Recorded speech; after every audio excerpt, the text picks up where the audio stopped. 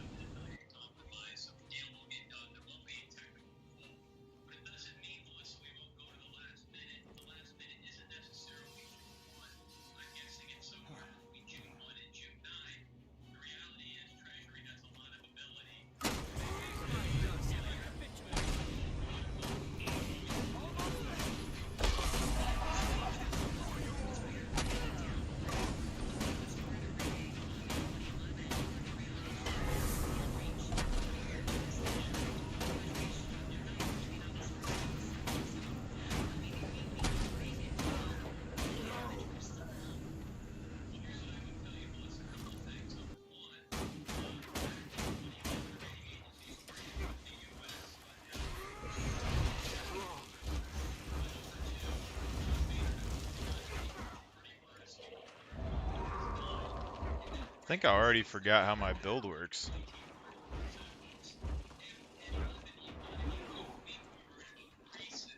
I don't even recall what build that we had on this character. Oh, I don't have the PvP setup going. I forgot. So we want Berserker, and we want... What are we using right now? We're using Cavalier.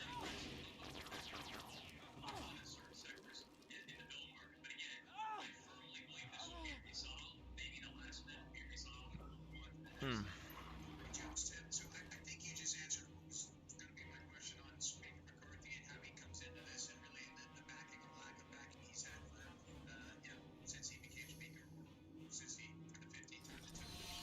Eagle.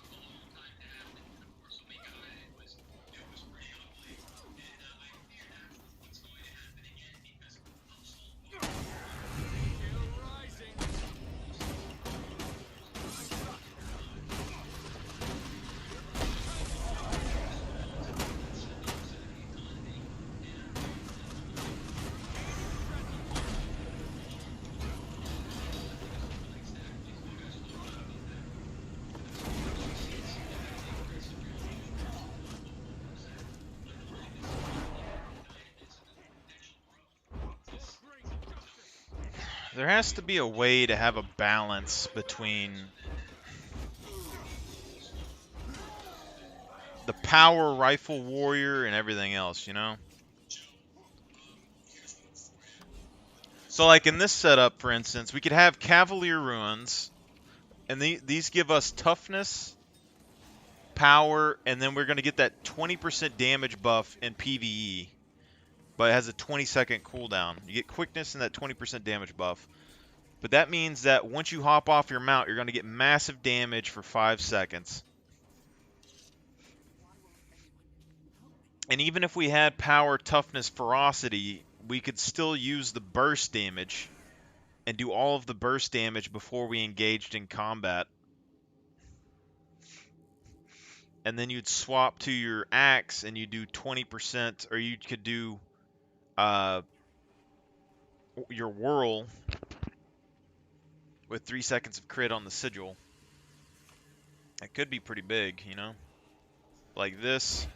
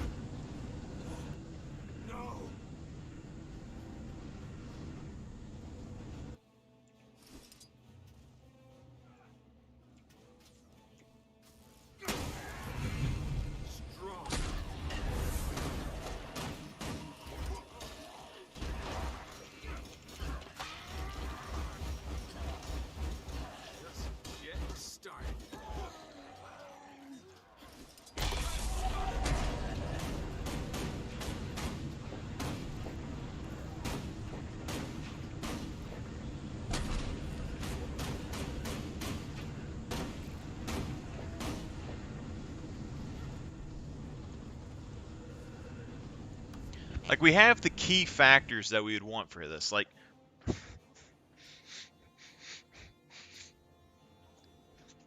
literally in like a World v World situation. Burst precision on this rifle would give you a massive amount of damage when you're engaging in combat. Absolutely massive. And then your decapitation is still going to do a lot of damage. And then your whirl could still do a decent amount of damage.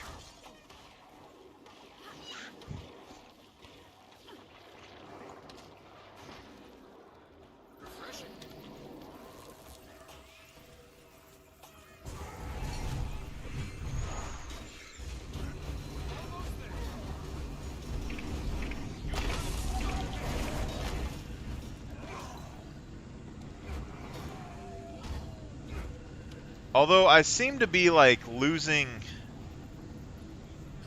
We did Berserker's Power instead of doing the other one. Let me see, like, so right now we have 84% chance to crit. 276 critical damage. So this is going up to like 300. Let me see. 276 crit damage.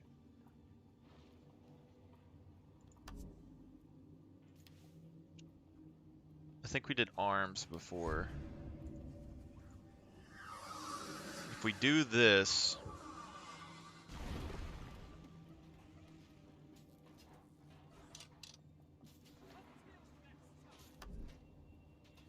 we're losing 20% damage, but we gain more ferocity. That's a big trade-off.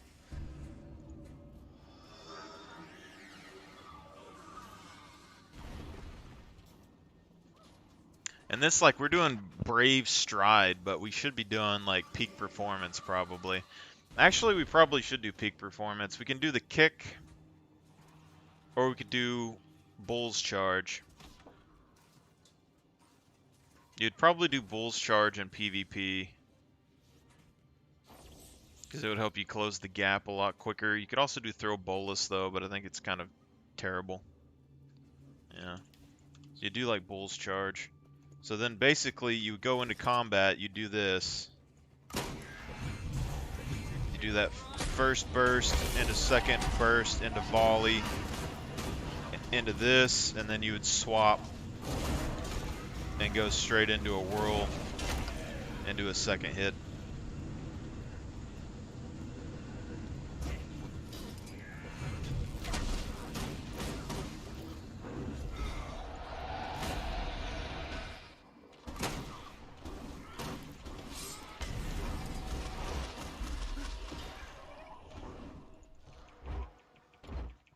But it's just, this build doesn't have enough defense for me.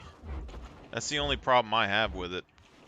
It's a crazy amount of burst damage, but it's just not...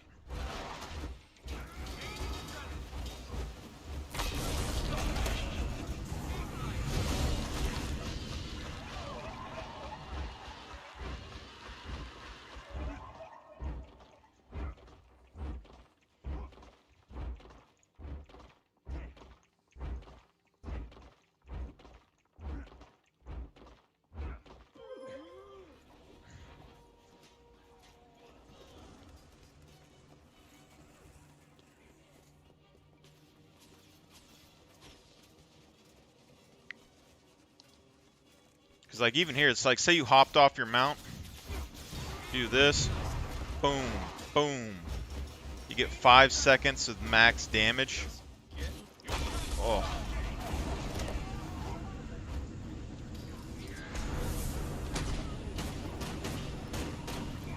And then that right there, you do 3 seconds of crit on weapon swap.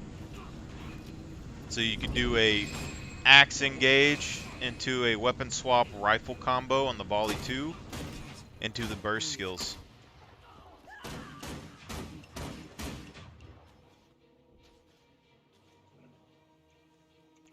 That's how I'm looking at it anyway.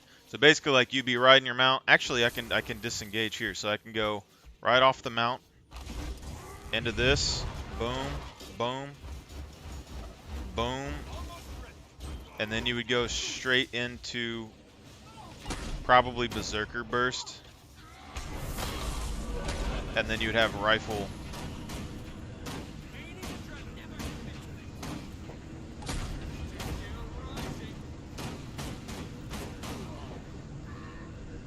So you'd go like weapon swap, 3 seconds of crit into a volley, and then you'd Berserker Burst afterwards, even if you don't have the might that you'd want, you know?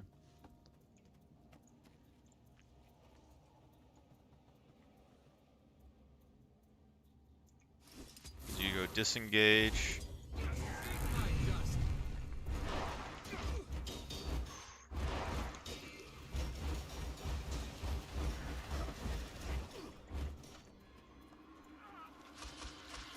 Weapon swap.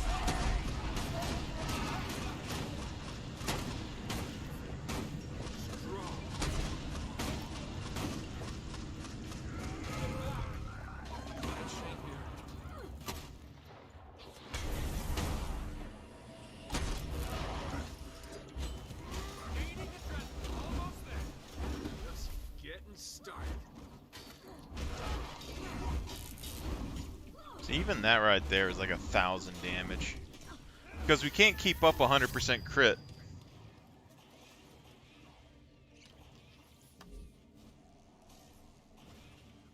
I don't think. I mean, we're getting 6 seconds of Fury off of this. They must have nerfed this down like crazy. So you get 11 seconds of Fury. It's kind of terrible.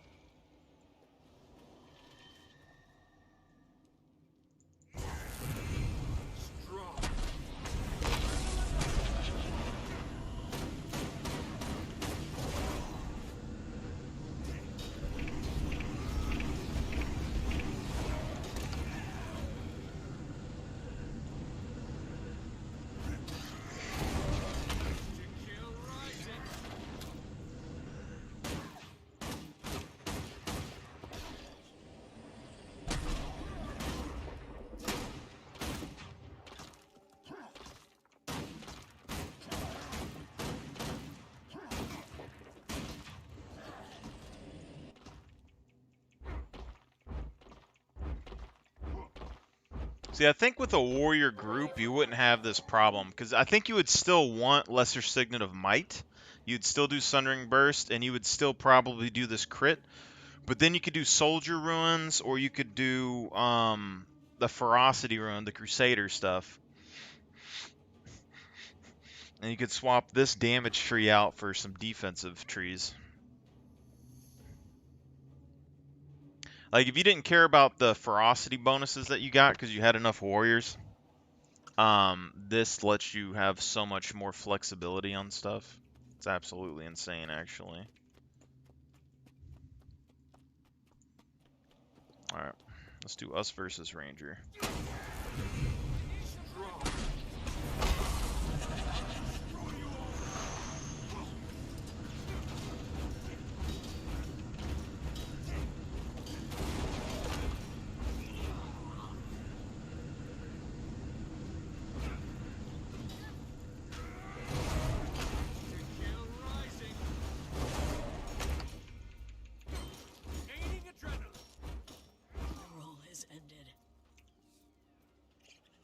And here, like, we don't even need the Furious right now because we're not getting any bonus off of that, really. So we can go dual wielding.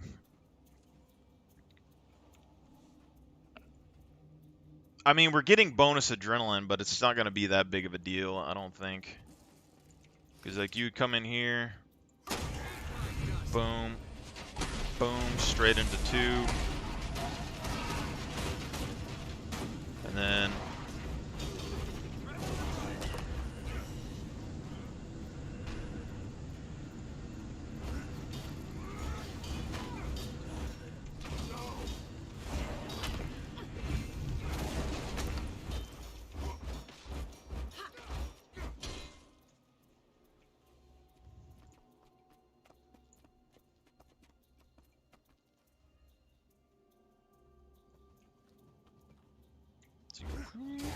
and then you go whoop, and then you go whoop.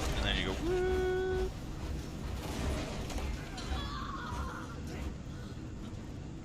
And then you go over here and you go whoop, and then do this, and then bow.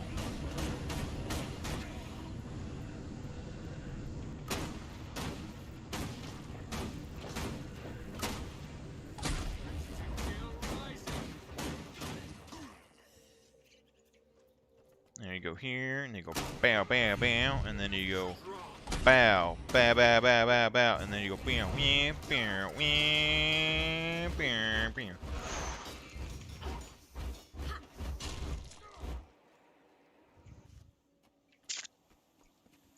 And you come over here and you go wah, wah, wah, wah, boo, wah, boo, woo, doo, doo.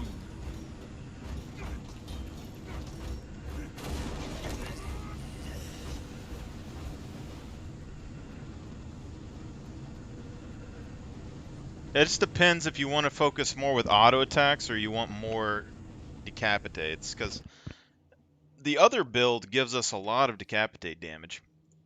When we did this and we do this right here, you still have 284.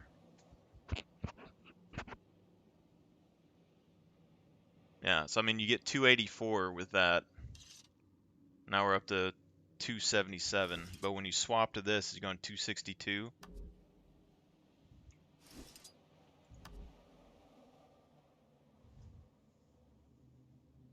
Oh, we still got 2 stacks of ferocity, so let's just give it a second.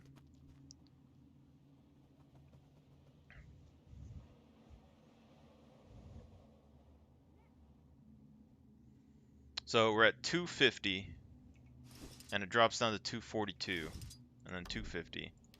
And then we come up here to strength, and we got 250, 250. So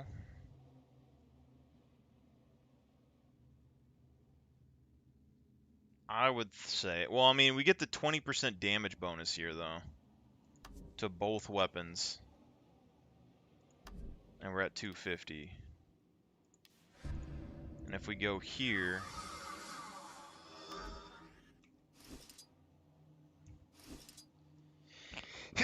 it's the same, but we get less burst damage and more adrenaline gain.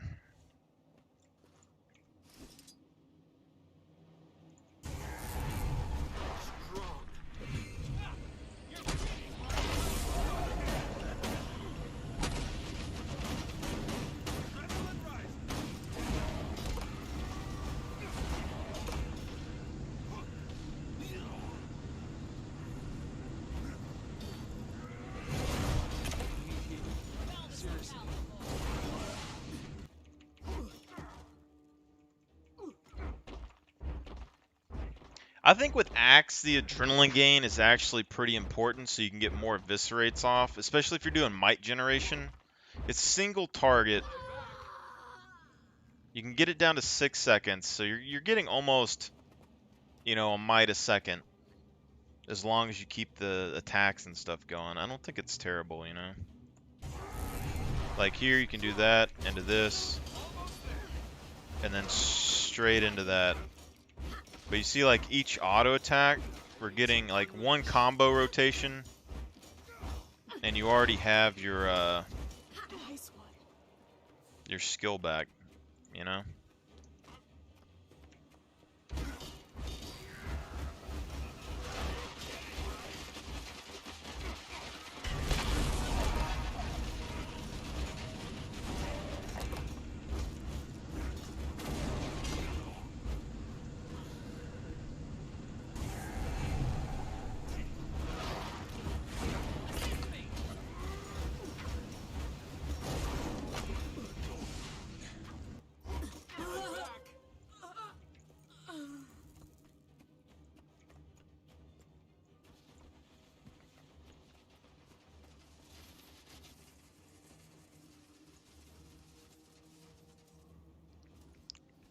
You get a lot more bursts with that, but 20% damage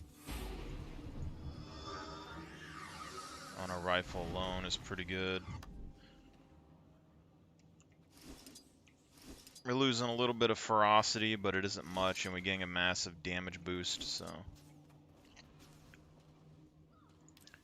My question is, if you use on my mark, where's it at? So you do on my mark.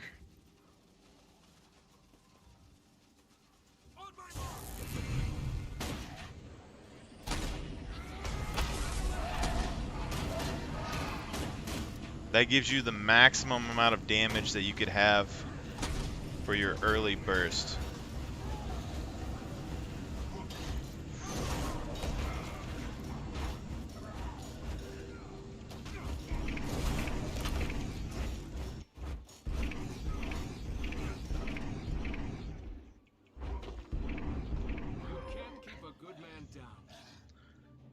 Because on my mark is giving you that 15% damage at the very beginning, and they can't stealth.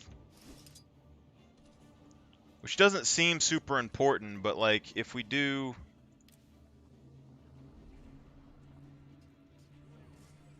this. So say like you do this.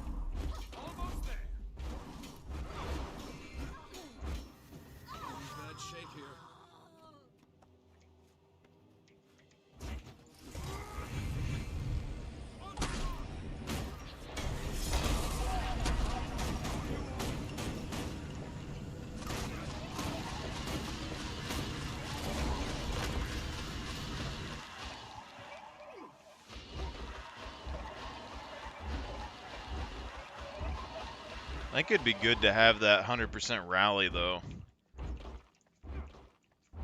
100% rally on kills in a group like this. Oh, yeah. With extra HP. Like, so we go with the axe trait line. You go for discipline. And then you can go for vengeful return.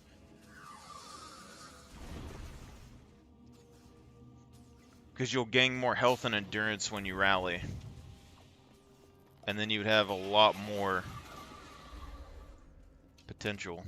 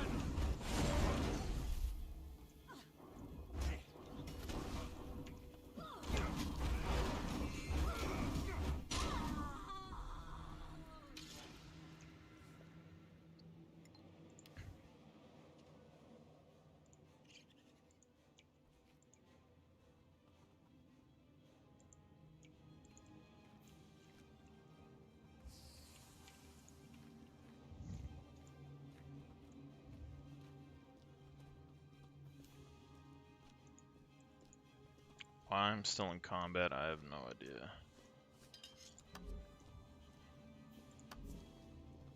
This right here, like, we're getting close to 300%. I mean, and this right here goes up too, so we should be able to get 300% ferocity. I would think. Ready to unleash. Ferocity 120, additional ferocity 120 with axe. So we lose 8% damage here.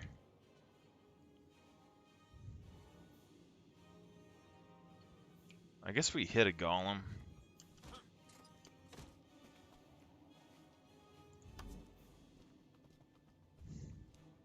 I think Revengeful Return, though. Getting more health and endurance when you rally. Health increases 25%, endurance on 100.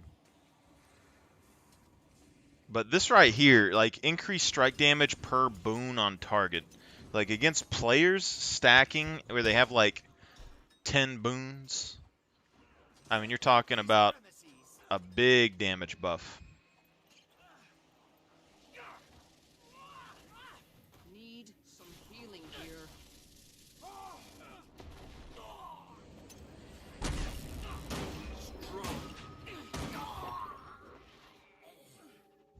Adrenaline rising.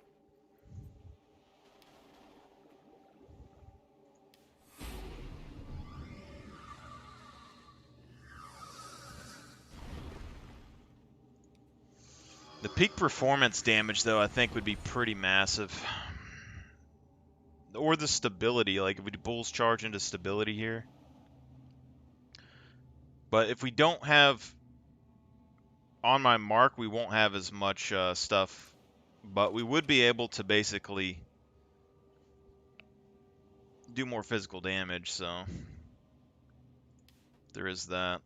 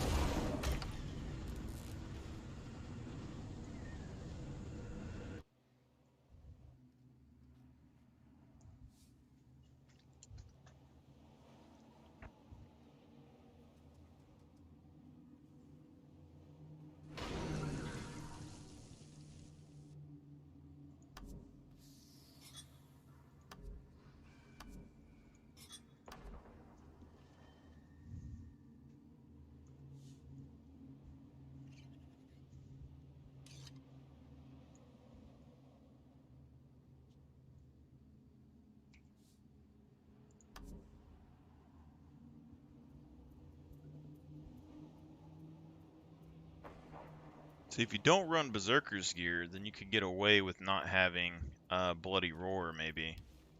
And then you could go Discipline Tree.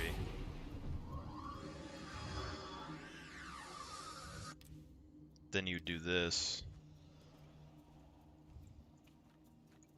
So if we were to run a build like this, we could do...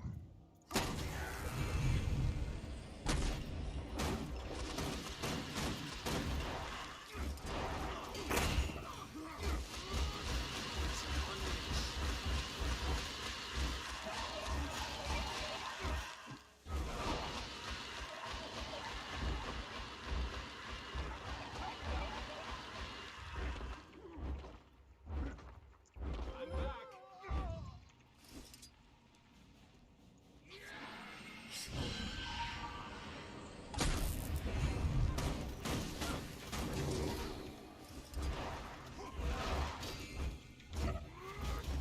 Adrenaline rising.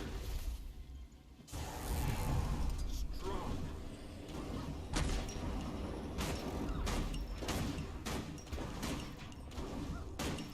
That should do.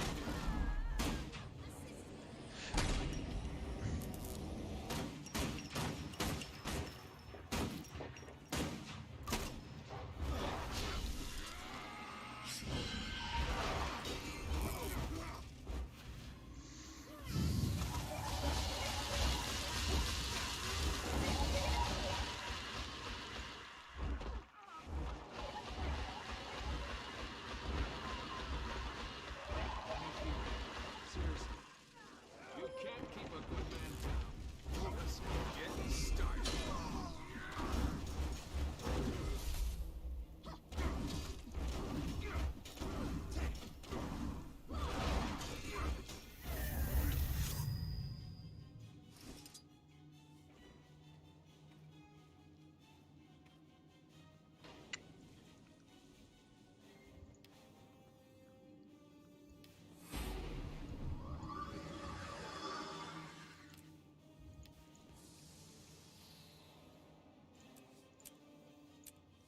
Apparently PvP's dead these days, so... Probably because of the new release. I've wasted too much time in there, so... Welcome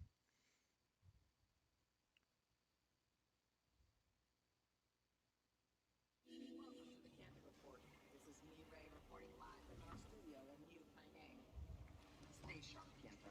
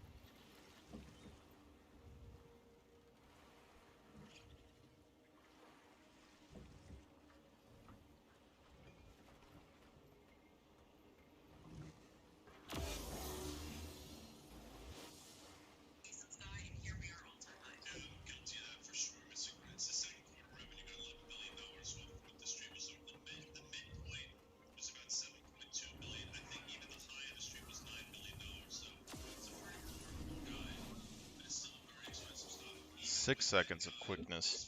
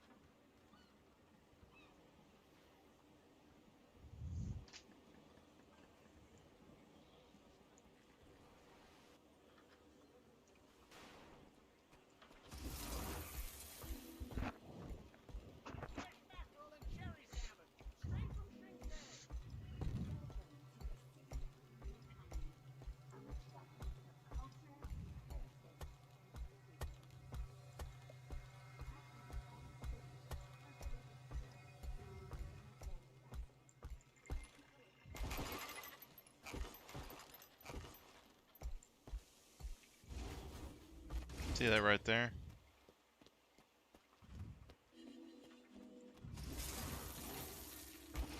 That's a 20-second cooldown. Chain batteries and other tech. Heavily discounted.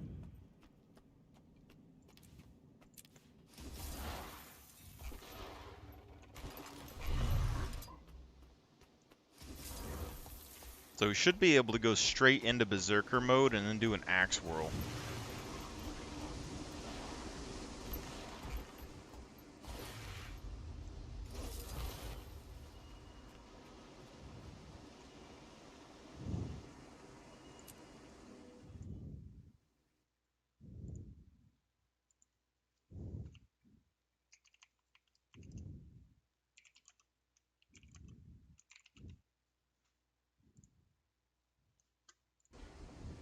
Can't see, so PvE, at least, Cavalier Ruins give 20% damage increase is what it says. And I get that it has a 20-second cooldown, but that means that you should be able to mass... And here's the thing, too, like on the Reddit posts, they always talk about how the rifle and stuff sucks, and axes and all that suck compared to greatsword, but I just don't think they test the builds out, because just from what we're looking at today, like, we could go discipline tree and get so much adrenaline that we can just keep using decapitate over and over again for PvE stuff. But if we go berserker's power, then we can get massive rifle shots that can just one shot people, completely destroy them.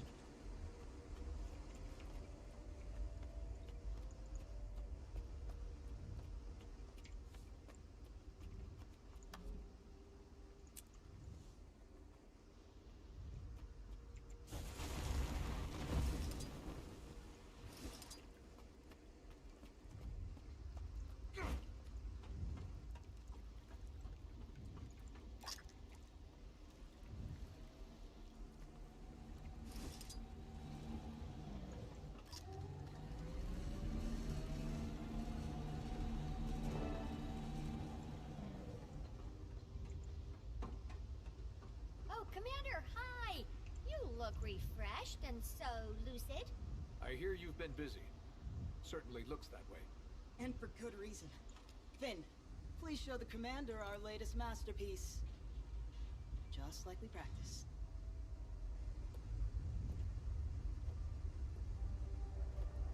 Introducing the Recollector. Ta-da!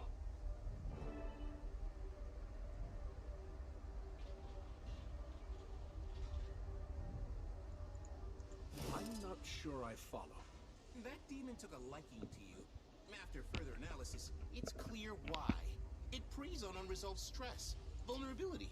Not that anyone is doubting your strength, but you've been known to carry the weight of the world. And that's tough for anyone, even if they are you. Luckily, we can use that to our advantage. If you gather your emotions with the Recollector, we can use them as a lure. Right! When our demon senses potent emotions, it'll try to latch on. Once enticed, we can lure it from the ley line. Like tasty emotional breadcrumbs. So your plan is to turn me into bait. How do I collect these emotional breadcrumbs? You'll have to do some exploration, physically and emotionally. Places important to you should give strong responses. I know it's a lot, but we'll be there to help. And it'll be great prep for protecting your mind against further attacks. You'll have to forgive my lack of enthusiasm for all this. But I'll do what needs to be done.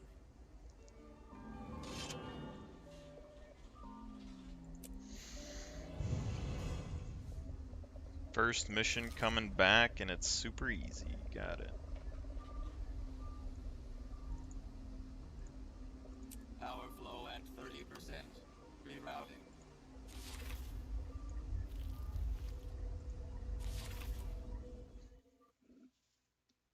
They want to use my emotions as bait, because I'm an emotional creature. Full of emotions.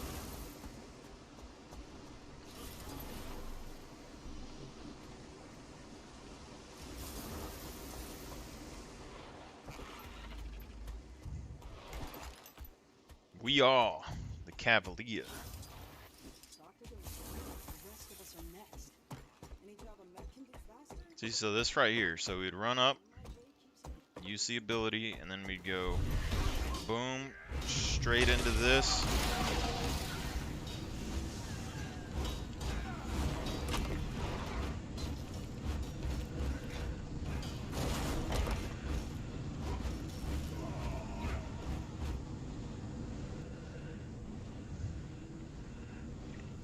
I mean, we need to work on it a little bit, but and maybe we use Blood Reckoning and then we go reverse, and that would give us more of a benefit.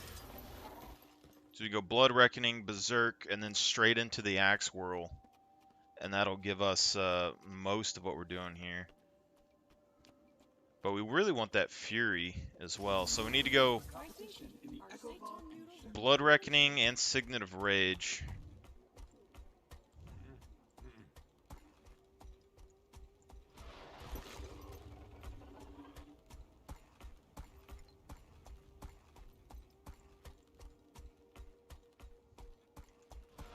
Greetings, civilian. Inform me.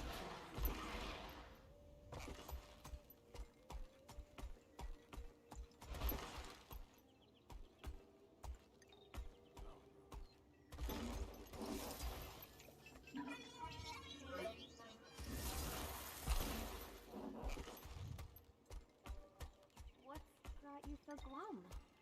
I don't know if you can actually increase the Cavalier Rune effect. But the Cavalier Rune is a passive damage thing, so I mean, I don't think it's can be increased like a boon. I wonder if you could fly your robot across to the entry point for your mission and then just take it that way. Seems like it'd be a lot simpler.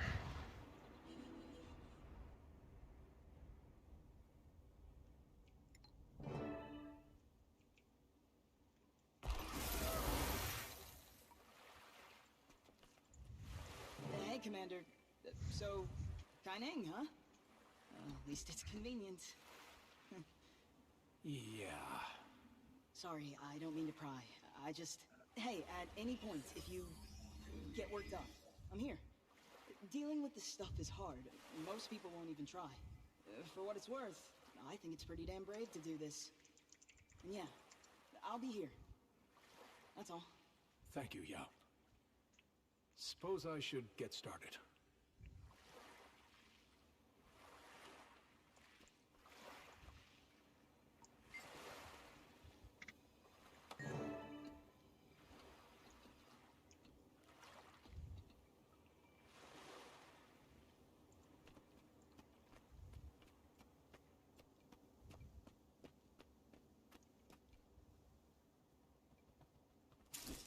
They got flowers, but they don't got no beer.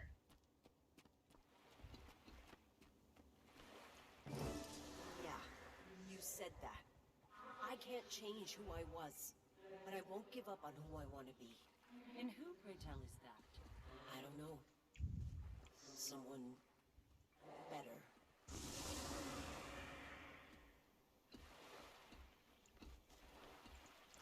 Hey. Reflect on my My feelings. trip was selfish. Killed innocent people without a second thought. And I owe my life to her. I didn't know her well. Our first real introduction was terrible. But I did get the impression she felt lost. Finding your place can be tough. She probably thought the Aether Blades were where she belonged. But then she hit a point where she realized what she was doing didn't align with the person she wanted to be. And she started thinking less about being accepted by pirates and more about being acceptable to herself. Doesn't excuse her actions. Not one bit. My gods, no. She murdered people.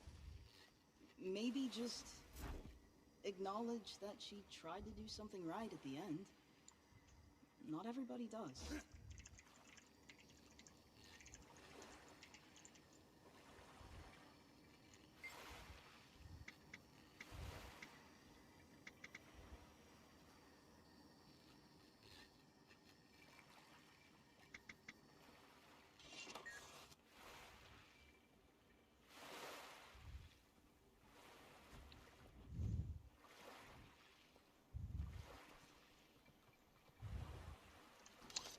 Want you to but your feelings.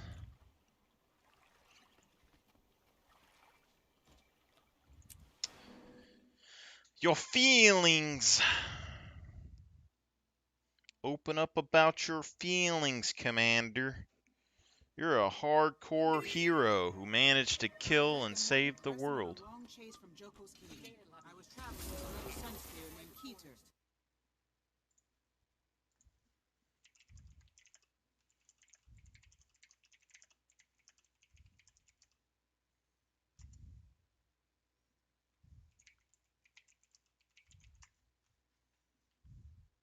This way.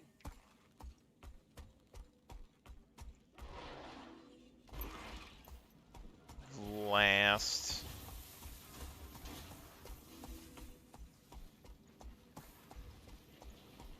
Or this. Or this.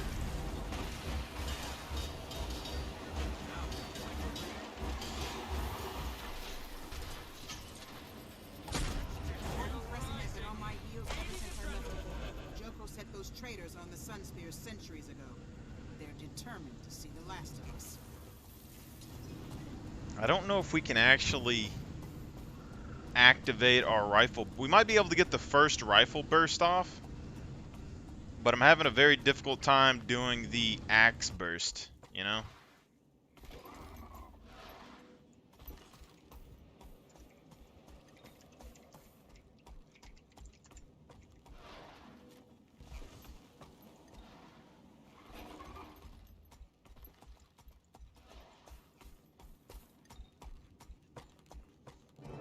They don't give us force powers, I swear.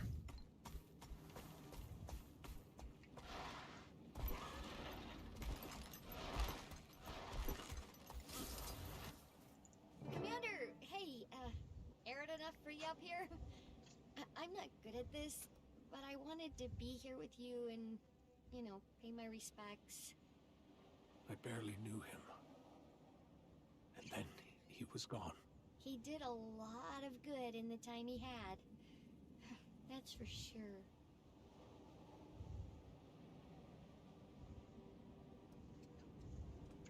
Pew pew.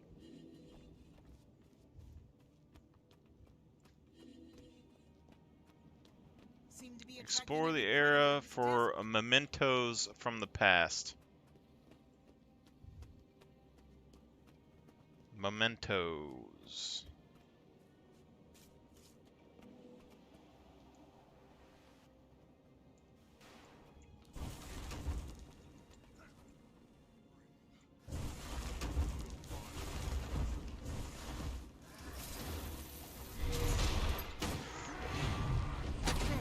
Just ahead.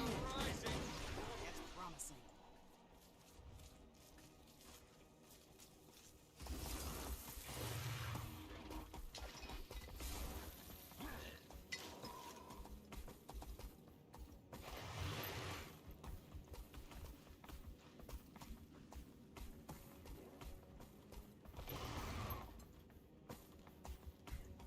Yes, this could work. I should be safe here for a while. Thanks for your help, friend.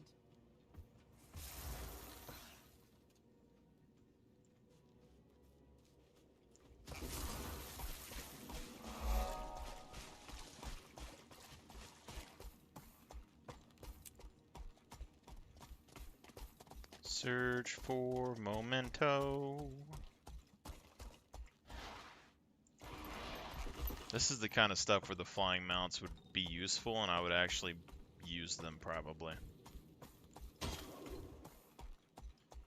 I mean, what kind of memento are you going to find from a dead dragon zone? Like, it could be a crystal, and we already have the blood dragon spear. We already had all of his crystals that gave us his memories. We got a dragon skull.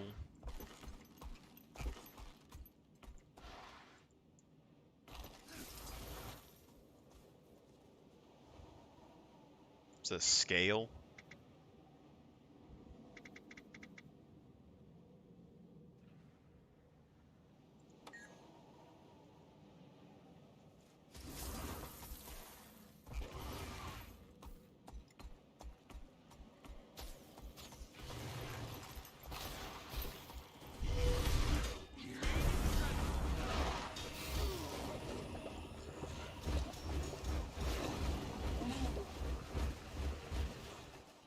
Blood Reckoning doesn't give us full adrenaline in PvE. That's the problem. We could go for to the limit, but it's pretty slow to use. I think Blood Reckoning's probably best. But it means that we need to go for Signet of Fury when we get off the mount.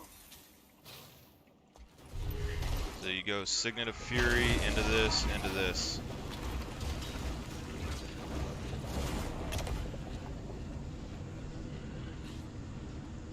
And even then, we didn't get Signet of Might off. So I mean, we're missing a lot of potential damage there. But that would be the farming ruins for sure. You get like a sigil that's specific to what you're trying to fight. Then Cavalier ruins. Oh, talking about 30% damage bonus for 5 seconds. Boy, we have to engage here and then activate this, activate that, then start spinning. And I can't tell.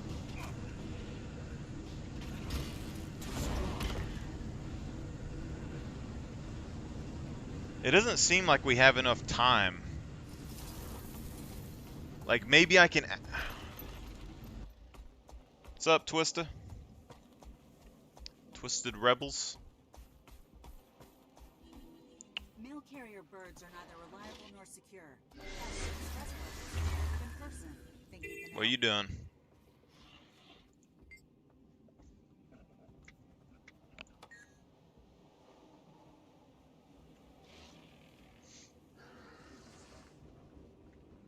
This is the new expansion part of EOD, so if you don't want spoilers or whatnot.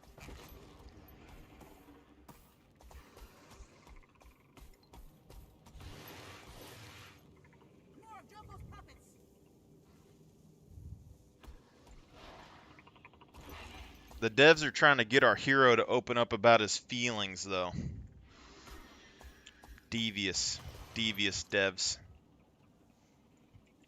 New to the game. How do you like it so far?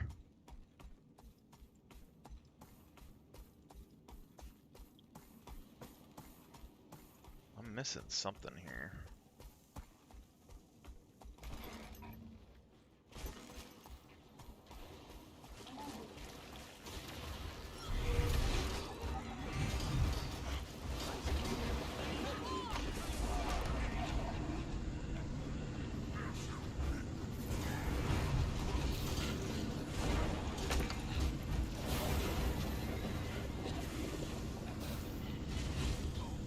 See, this build's just not tough enough.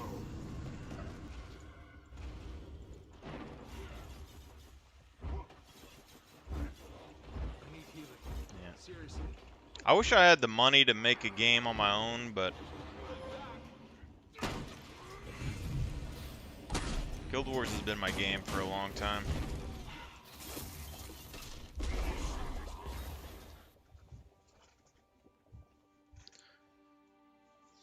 This is why I don't like damage builds.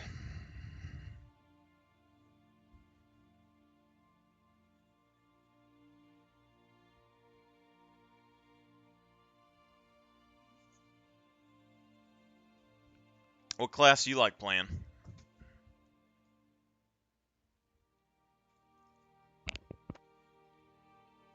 I'm only running the build that I'm using right now because the people on Reddit,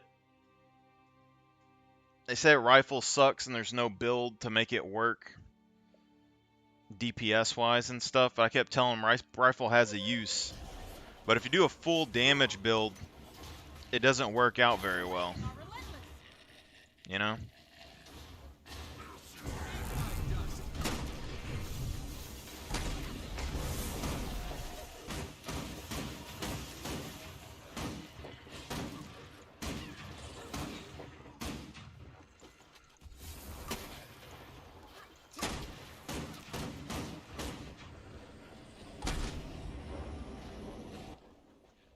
Yeah, it's a good game.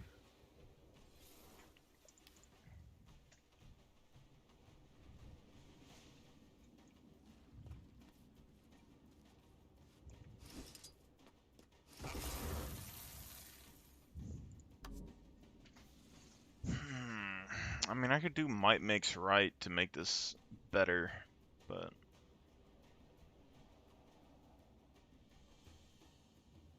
Another of you Morton Crescent ghouls. No more running, Sunspear.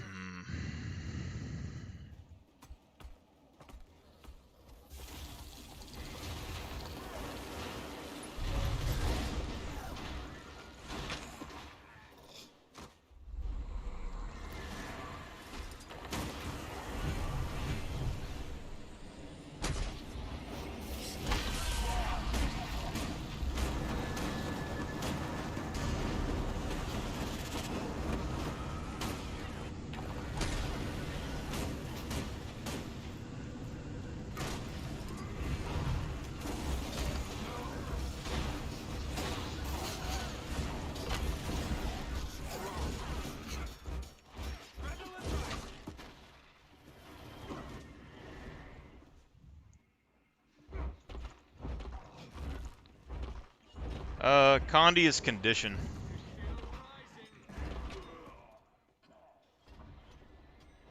Condition damage.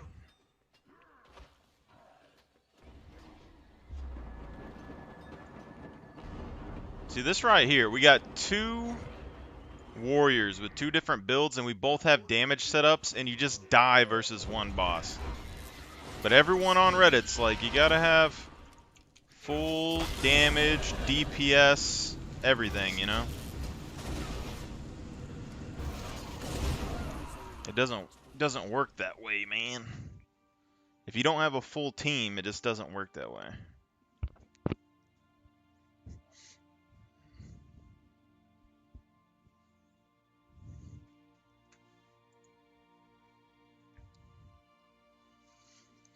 But basically, though, people are wanting the warrior to have reworks and stuff on Reddit. And they talk about rifle being useless. And I don't think rifle's useless. It has like a very powerful effect. It's so like if you look at the rifle on here, it's the only warrior skill that has 1500 range on it. And they compare it to Deadeye and stuff like that. They're like, if you want damage on a rifle, you play Deadeye or whatever. But Deadeye does like single target damage, and even if it does like 60,000, if the warrior can do 20,000, its rifle pierces, so it can hit as many targets as it wants as long as they're stacked up together. And PvP, PvE, all of that, if they have a group of enemies, you can literally one-shot their whole team because you get 12 seconds of unblockable attacks just with the armed straight line. And that's like the big deal with the rifle, I think. Like 5v5, you get 5 warriors, you can burst people down before you even engage in combat. But all the people on Reddit says that, you know, Greatsword does so much more damage that there's no point in using anything else. And I was telling them, like, if there's always going to be a weapon that does the most damage, it's just each one has their own effects, their own unique kind of characteristics.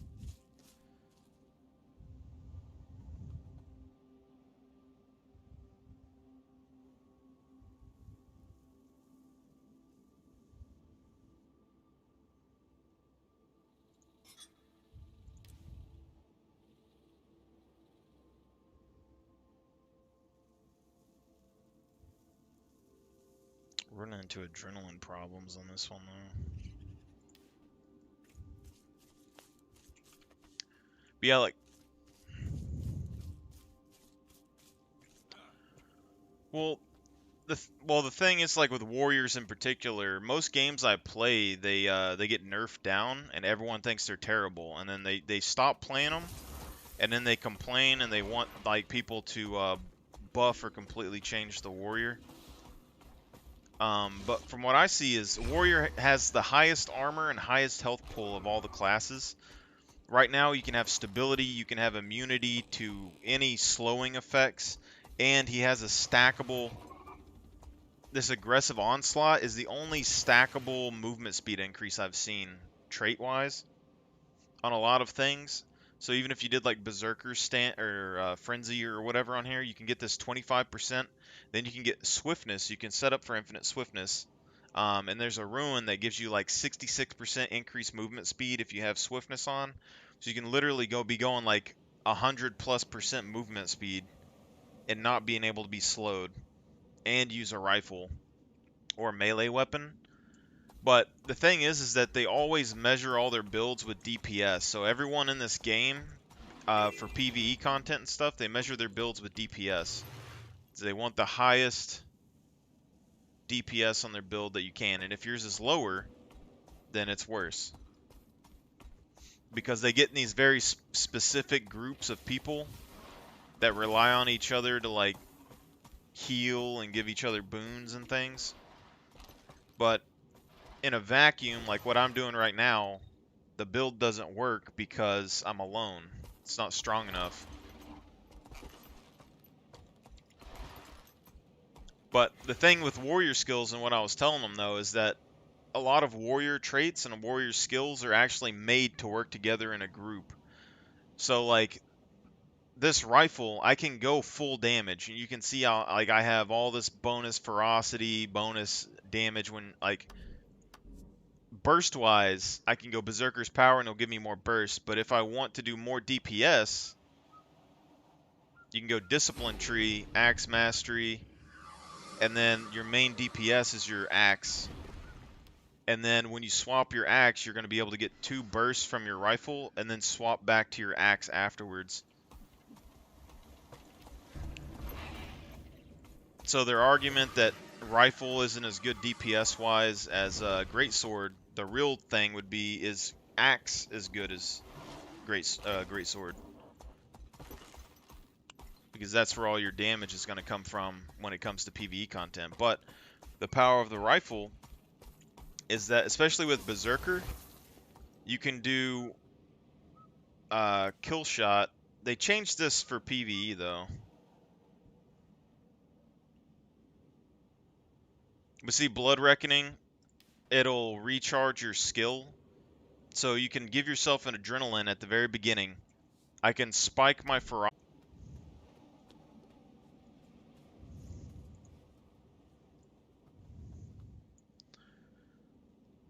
Yeah, it kind of disconnected for a second. I saw it.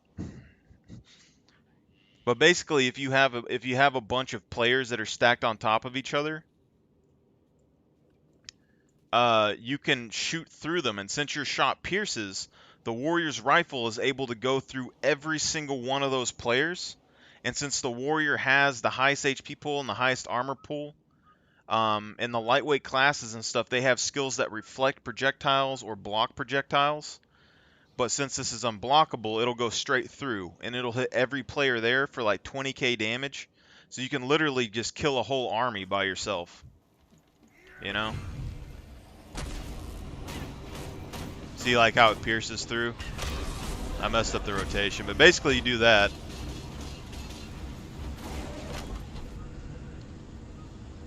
And as like, if you set this up for DPS, your main damage is going to be your axe, and you're just going to keep using Decapitate over and over again.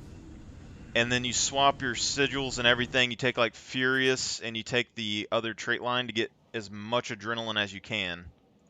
And so their argument about rifle being worse than greatsword for PvE content isn't valid, because the rifle and the axe combo work really well together.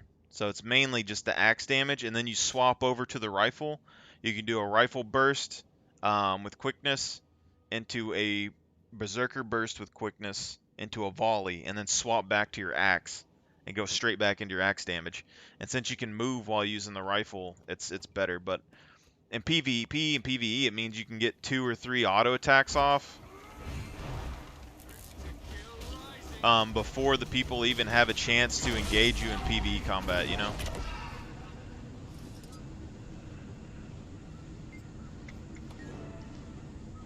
But that's where I think like the 2 ways you can use the warrior rifle is. One, you either go really high burst damage.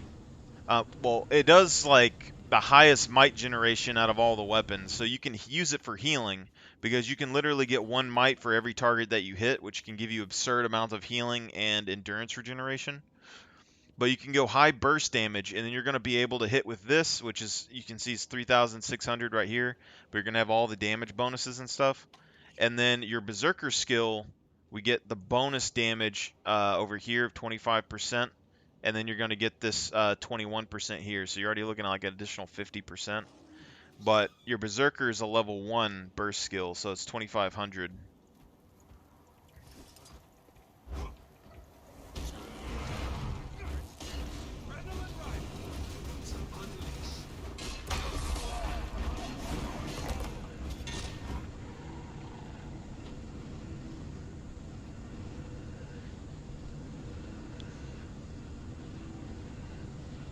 But that's why I was talking to them on Reddit about. They just don't agree.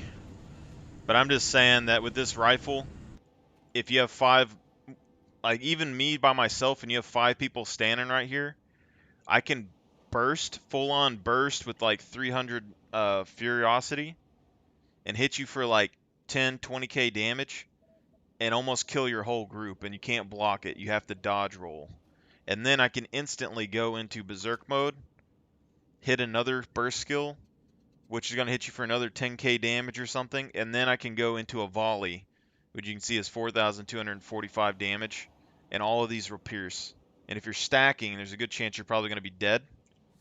But you can even take this aggressive onslaught, and with the Berserker rifle, this Berserker power shot, you can move while using it. So you can literally be running into your target, use it, proc this movement speed bonus, and then run straight into the combat, and then go right into your axe whirl, which you can move while using this compared to the Greatsword 100 blades. So even if axe and rifle did less damage than Greatsword, it has more utility. See, like that right there, he's blocking it, but as soon as we activate the signet, he can't block. Now, the trade-off with this, and this is why I'm saying to them that the warrior skills are actually really powerful in groups, is because this rifle, if we didn't build damage at all, we could probably still get like 8,000, 10,000 damage for one auto attack. But if you have 5 warriors here, then that's still like 20, 30, 40,000 damage, and you're still going to be able to kill a whole group of players with that rifle burst, and use the rifle burst before you engage in combat. And that's the power of the rifle that people don't talk about, because you don't need it to actually like win combat. If I have phalanx, like I could take phalanx formation, and then each shot would give all of my allies might generation and heal me for a whole lot, and it would heal me for a ton of damage without me even needing to be near my enemies.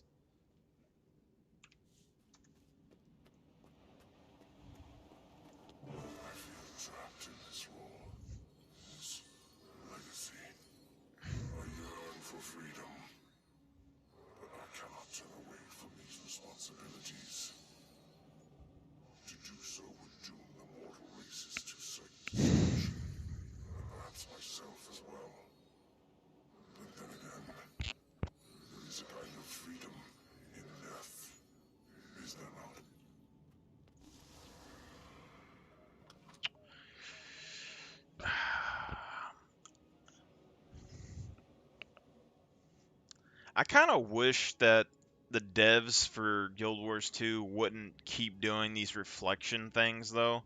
Like, I get that they want to do it because every time they come back with an expansion or whatever, they want you to, like, remember all the details. But when you play this story enough, like, it just doesn't fit very well, you know? Like, I literally just took this character and played the whole storyline front to back. And so you go, like, through your personal story, and then you go into, like, the first expansion. And then you get towards the first expansion, and then you go to the next part, and they have, like, a remembrance thing. You got to remember everything again. And then you go into, like, the next expansion, and you'll be going through, and then you'll have to remember stuff again. Or, like, the Living World seasons. The first, like, few Living World seasons, you keep, like, coming back, and you have to remember stuff about everything, or, like, learn about the spirits, you know? Like, we just remembered everything before we started EOD. And then, because as soon as you come to Cantha, you get a remembrance thing where you have to remember all your details again. And then I think we had one with Irene, I'm not sure. You okay? I didn't know him long, but he And now we're already sacrificed doing his another life one. to save Orleans. Blast was expected to give himself to the world, no questions asked. He knew from the start exactly how his life had to be.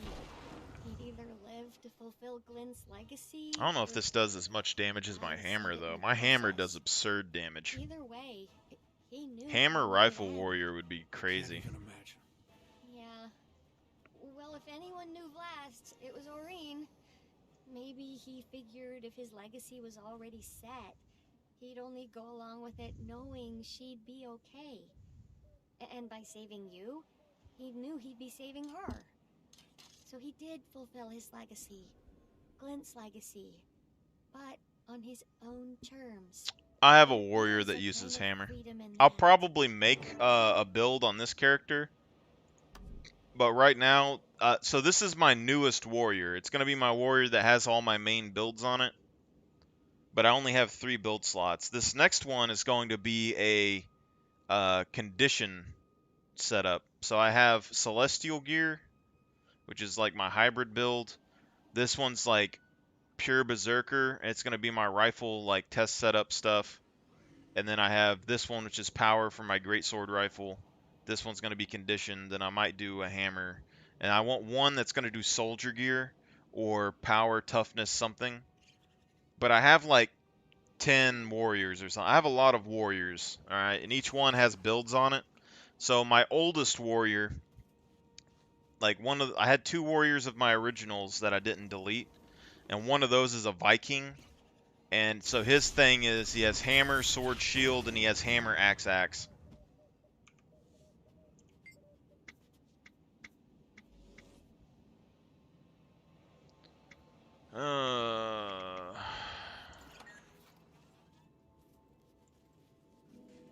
Inner Chamber of Tark. Do I still have the teleporter?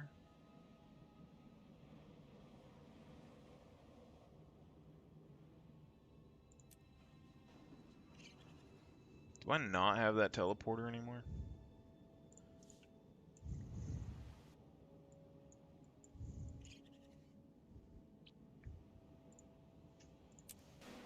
But yeah, I got a really cool hammer. It's it's like the Demon Blood hammer, like a battle axe hammer skin. I really like it. So if I ever do it, I'm gonna use that.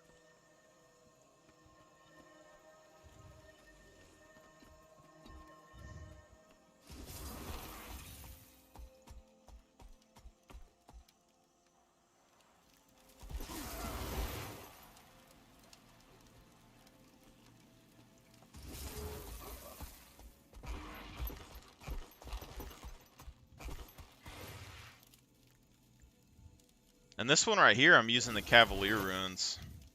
I just got to figure out how to do it. My thing is that I'm trying to use the Cavalier runes and proc Bloody Roar. So I have to dismount, activate like Signet of Fury or whatnot, and then get into the rest of it.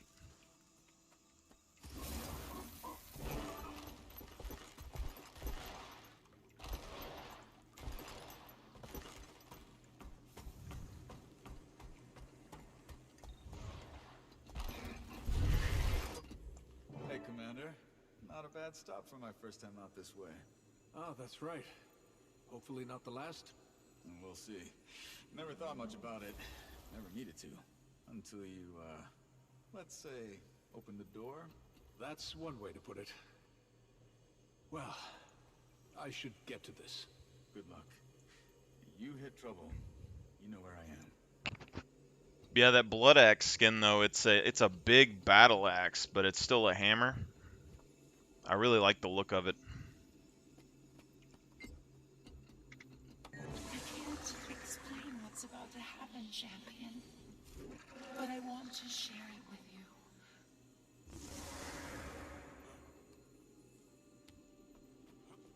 There's no... Like, they're making the baby dragon thing talk to us. That's just creepy.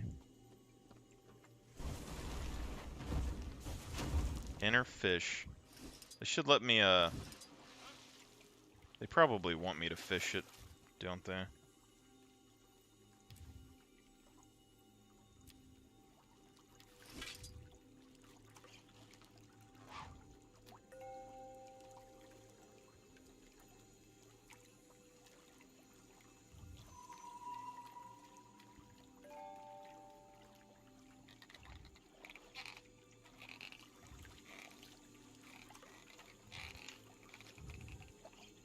Don't you know that Pong came out when I was a kid? All this time, I've been searching for the purpose of the Elder Dragon. I think I know now. I don't know if she's talking to us in our head or if the little baby vision is talking to us. 'Cause it feels like the baby dragon's talking to us, and that's a little weird.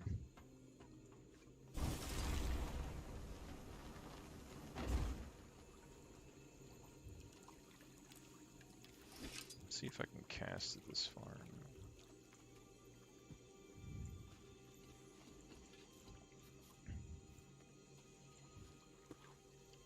But I have a couple of game ideas in my back of my head. I just haven't taken the time to learn how to make one, and I feel like it's going to be way too much work for me to bother. But I got a really great game concept. I wish, like, the Guild Wars team or the people that did Scum would, like, take the idea and just make it for me. I don't even care about money, man.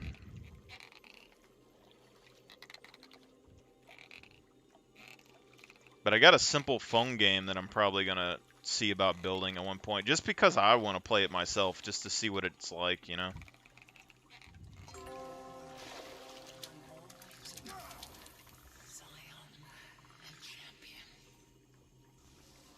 Creepy pedo dragon.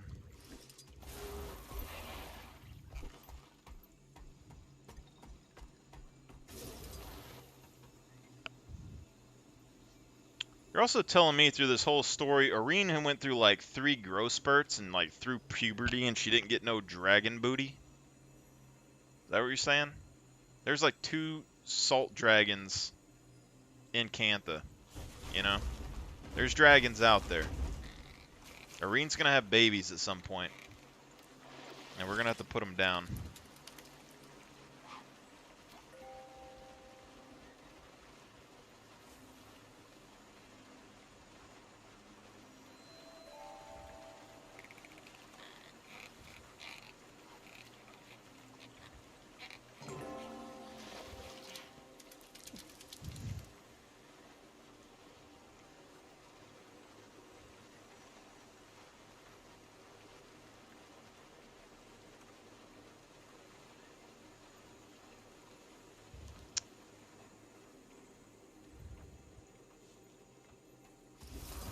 You know what they really need is like Ascendant backpacks. That's what they need. I don't know if that's a thing or not, but they need Ascendant bags. I've had these leather bags forever. I need like 40 slot inventory bags. Actually, I'm gonna look that up real quick. I don't really care about getting top end gear, but when it comes to inventory space,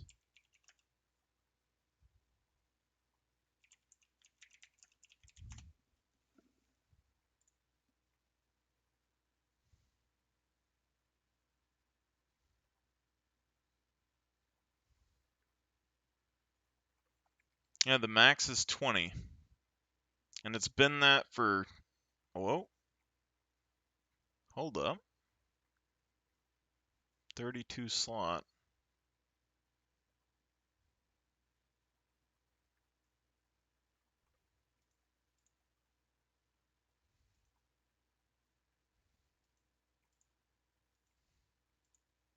There's 3 32 slots.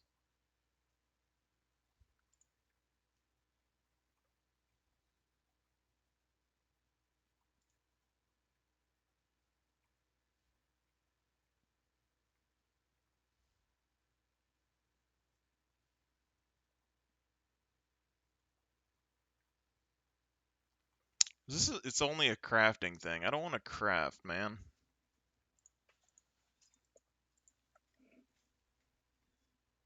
if that's one pet peeve I would have for games, like this game or any other game, it's crafting, man.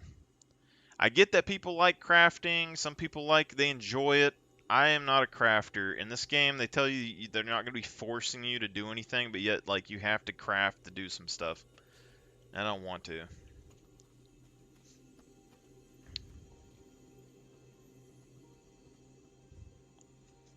The crafting system that I have for the game, I know it's bland and it's like How'd it go? it's never just like, hey, stick this metal in there and make whatever you want. It's always like some complex, like, gather all these 15 million materials, know, like, what components to stick together to build a thing, to upgrade your stuff to build a thing.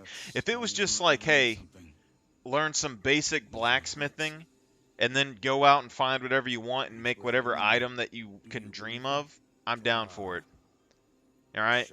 Why do I have to go and make a crappy bronze dagger and then go and make like an iron dagger and then a steel dagger and then like a glass dagger and then you like a diamond dagger and a bone dagger and then you get access to a sword and you got to make a bunch of swords?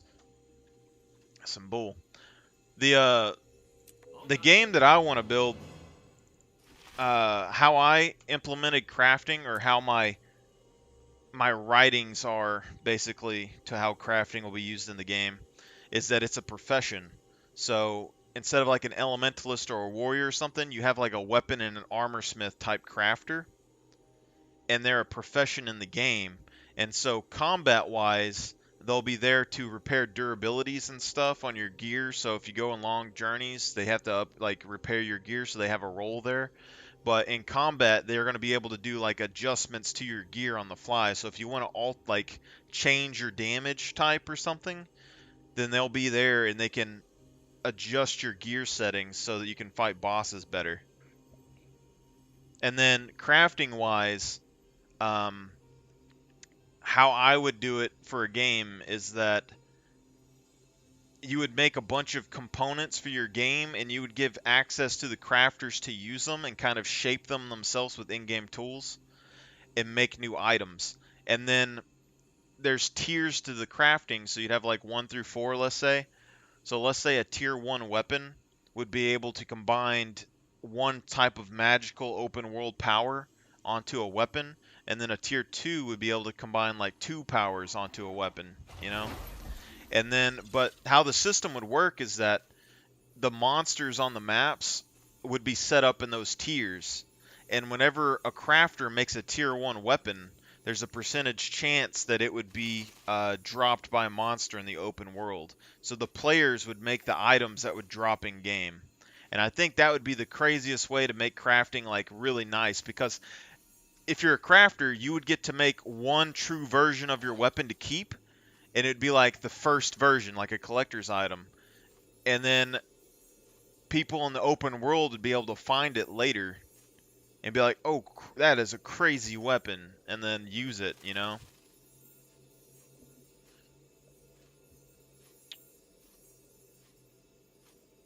Anyway, but I'm just a crazy guy. No one wants to listen to me about my ideas. I think it's a great idea, though. I did download the stuff for Unreal Engine 5, though. I don't know how to design. Like, I could build stuff in there like Minecraft, but it would take me forever to do that. There has to be like a faster way, and I'm not experienced enough to build it. I thought about making my whole game in like a 2D version first, because I think 2D would be a lot easier to implement everything. And then if it did well, then I could take that money and then put it into a 3D version. And I even thought of ways to implement the lore. So if I made a 2D version game, basically like I could change the story a little bit to where it alternates. Like once you beat the game, you see like a flash of a 3-dimensional world. And basically like the end of the game would be you transferring from a 2D plane to a 3D plane. And then I could make the 3D plane version.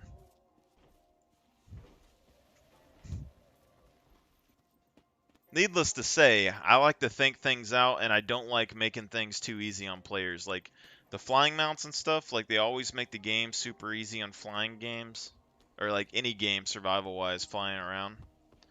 But like, there's so much potential lost in Guild Wars 2 when it comes to the map because they make it to where the mounts, like you need wide open maps for the mounts to feel like they're doing something, and it saves so much time that it's just, you know, there's only a maximum size map they can make too. So it doesn't take you very long to run across a map on foot.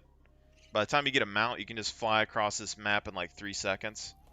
Whereas if mounts didn't exist at all, they could condense all the maps down and have like each area have a bunch of stuff in it, and the map would have so much more content. But eventually the maps are like, if they keep expanding the world, mounts are going to have more of a practical use. You're back! Thanks the alchemy! You're okay. You still have the recollector, right? It didn't explode or... I'm fine. The recollector's fine. Though I should probably test out its other functions. Oh, yeah, right, of course. But don't think you're walking into that gunk unprotected. Say hello to an old friend. An old friend who can withstand the elements. You're letting me borrow Scruffy? Won't that be a bit tight? He's roomier than he looks. Why don't you take him out for a spin?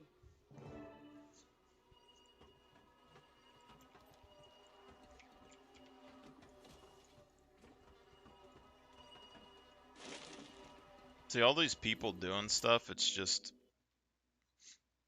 so hard to get people to team up for storylines in Guild Wars 2. My nose is pressed against the glass. Perfect! Let's get some practice in. What's the situation? Any potential test subjects lurking around? There's a bunch near some... Track demons, distract nearby demons. Obliterate them!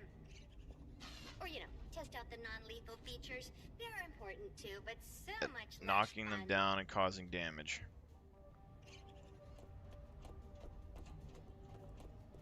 Boo-doo-boo-boo-doo-boo.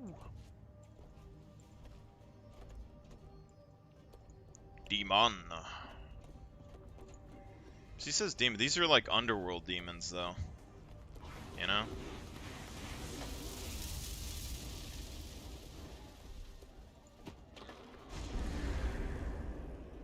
Okay, so it fears.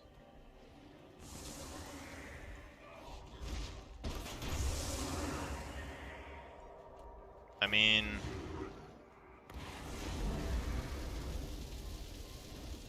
I'm not gonna say it's super effective or anything.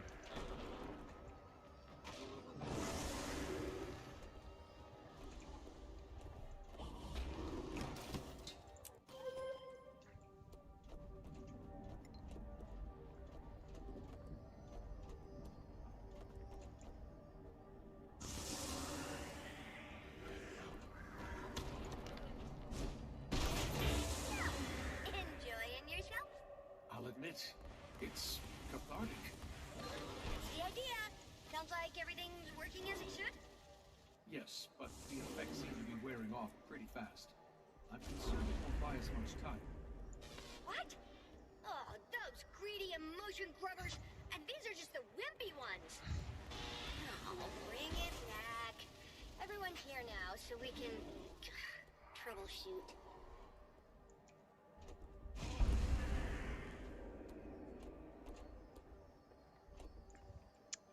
Yeah, the robot's pretty weak.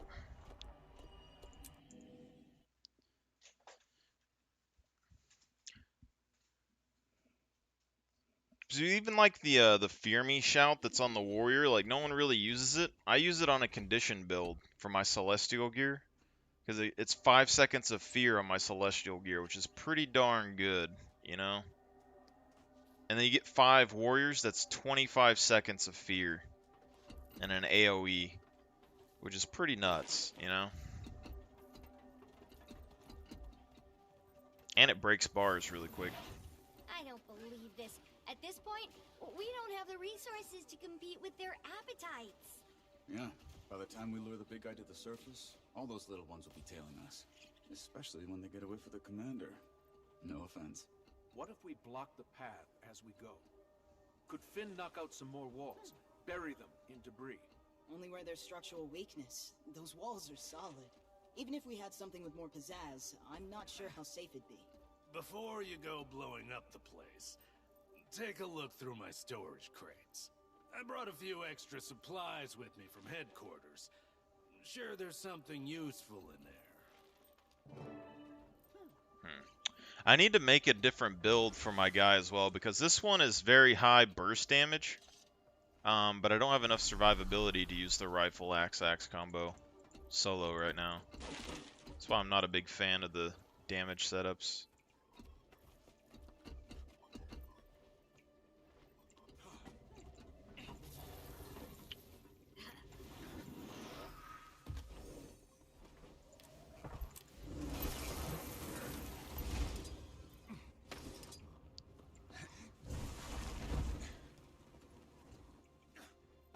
Come on, big money, big money. Come on, Scruffy needs a new set of shocks. Ooh, hey, you know, if you're not using this, I've got the perfect spot in... No. Why would they bring a clock? Sitting there collecting dust. I might as well... No. Dynamite. No. Do-gooder.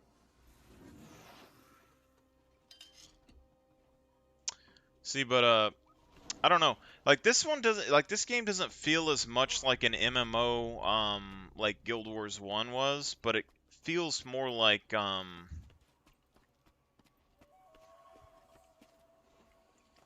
it feels like an MMO mixed with like early 2000s like puzzle games. Like Mario or like Frogger. Because there's a whole lot of like random just like grab these items from weird spots you got to figure out how to get to. Which I guess is more interactive in a story, but I would prefer more of just a normal story probably. What part of don't blow up the place did you not understand? You'll trigger a full-scale cave-in. He's right. You'll still want access to the ley line once the demon is dealt with. And my crew is still in here. Look, if you think the explosives will be useful, take them. But be smart about it. I really want to make a build though with that kick skill. Like we were using it pretty good in PvP earlier. And there's just something very primal about me and the warrior where like the berserker headbutt and the kick skill just makes me feel good about myself, you know? And like when we were using the Signet of Might with it, you get unblockable and then you kick somebody and then you go straight into the shield bash, and then it was proccing the quickness effect from our trait line. It felt really smooth.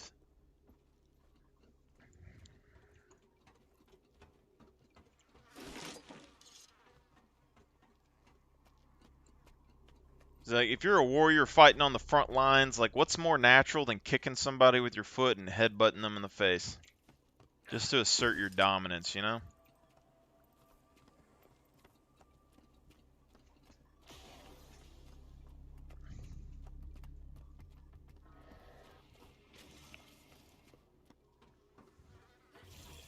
Care to explain why the Brotherhood has an ancient Kurzik rune in its possession?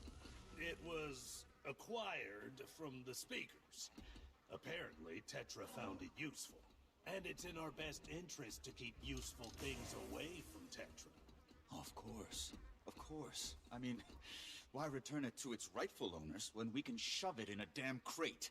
Get off your soapbox. You may borrow it. Park Chung, a true philanthropist.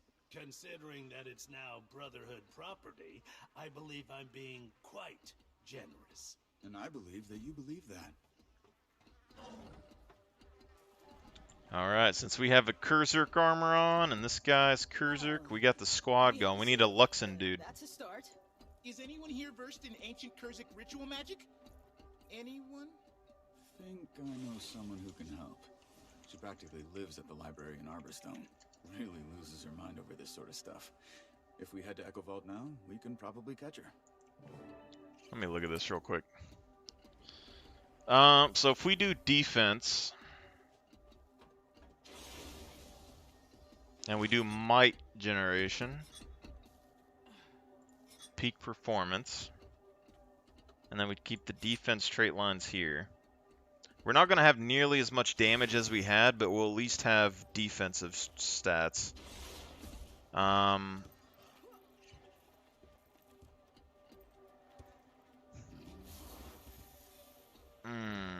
We could go peak performance, but we could also go brave stride, and then this is going to give us stability. 5 seconds of stability. I think it's probably decent. We could use that. We're also going to have problems with condition removal if we take Fear Me. This is only 3 seconds and has a long cooldown here because we're not using Shout Hills. So we could do Frenzy.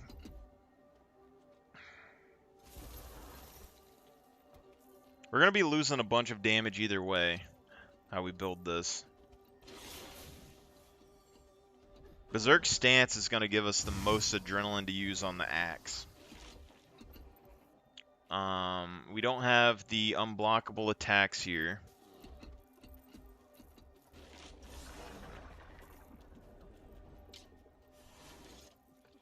Signet of Fury would give us a lot of adrenaline gain. Like we could do adrenaline burst here into this headbutt, which would give us a secondary burst, but we're still going to be missing like a lot of damage potential. It's a lot of trade-offs when you start looking at this stuff.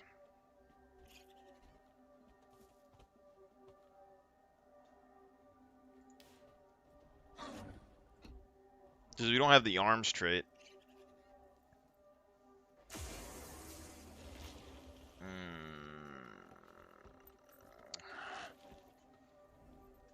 Because with this, we would get more might generation on the rifle. And we could use it for healing. And then the axe burst is going to give us 5 might. And the decapitate can be used repetitively. But if we go for the arms trait, we can keep this for unblockable attacks.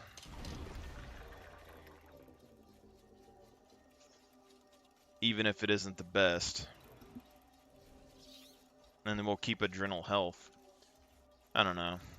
There's too much going. This like rifle might be the oddest thing for me to build around, like purely. The greatsword rifle build that I have works really good, but it's like it's because it's evasion based. So like power builds on the warrior, if you focus on endurance regeneration, you get a bunch of dodges, and then with the greatsword you get an evade and you get a movement skill on top of that. And then the rifle has 2 movement skills and some CC to like knock people off of you, which works really good.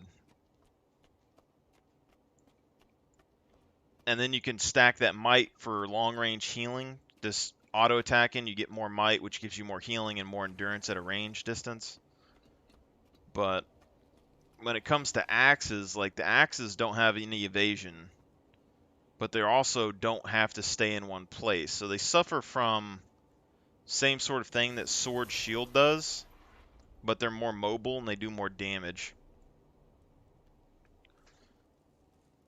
And like decapitation, as long as you keep proccing it and you keep getting more and more might generation off of it, you can keep healing yourself.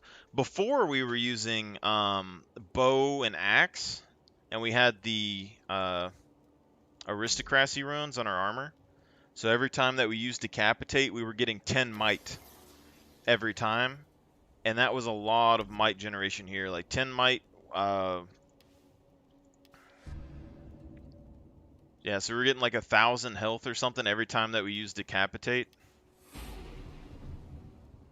Which is pretty good.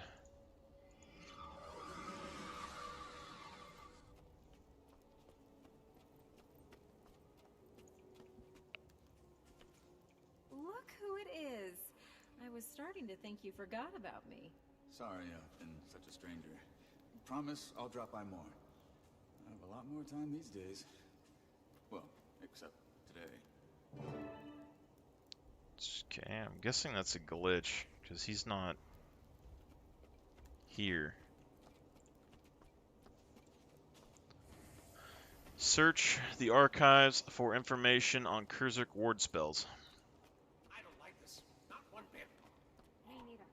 Ayumi's compromising everything we built. That child has no appreciation for our legacy. We never should have brought her into our ranks. Yuri was the best of us. It means business.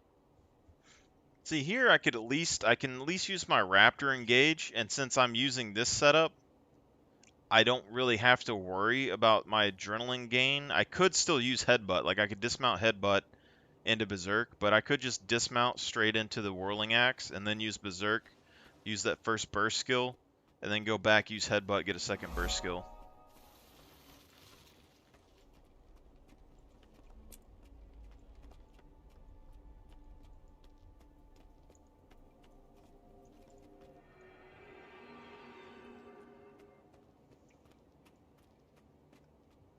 They have to bring the Luxons back at some point. There's no way they have like an arc for the Kurzerks. Like, that would be the thing that they should do for Guild Wars 2 is like, so in Guild Wars 1, the Kurzerks and the Luxons were like enemy factions. But when Shiro had killed the Emperor, the two heroes from the Kurzerk and the Luxon factions fought together and killed him. But then afterwards, they were warring against each other forever, which was like a big thing with Guild Wars 1 factions. And in this game, the Kurzerks and the Luxons are basically like extinct, or like meshed into the Cantha culture. They don't have their own like factions anymore. So it'd be really nifty if we could like get them to like join forces into one faction. Raise your wallow the right way.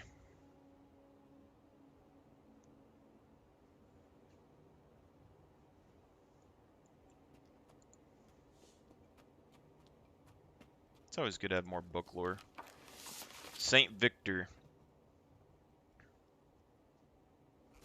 Yeah, so Saint Victor was one of the people.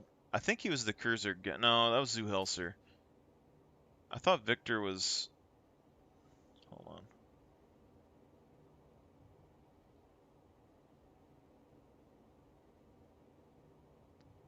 As Visu strike the land, time for itself seems to pause, as if to render a more specter fate. Frozen, unarmed, vulnerable. From opposing sides of the room, St. Victor and Archimedes.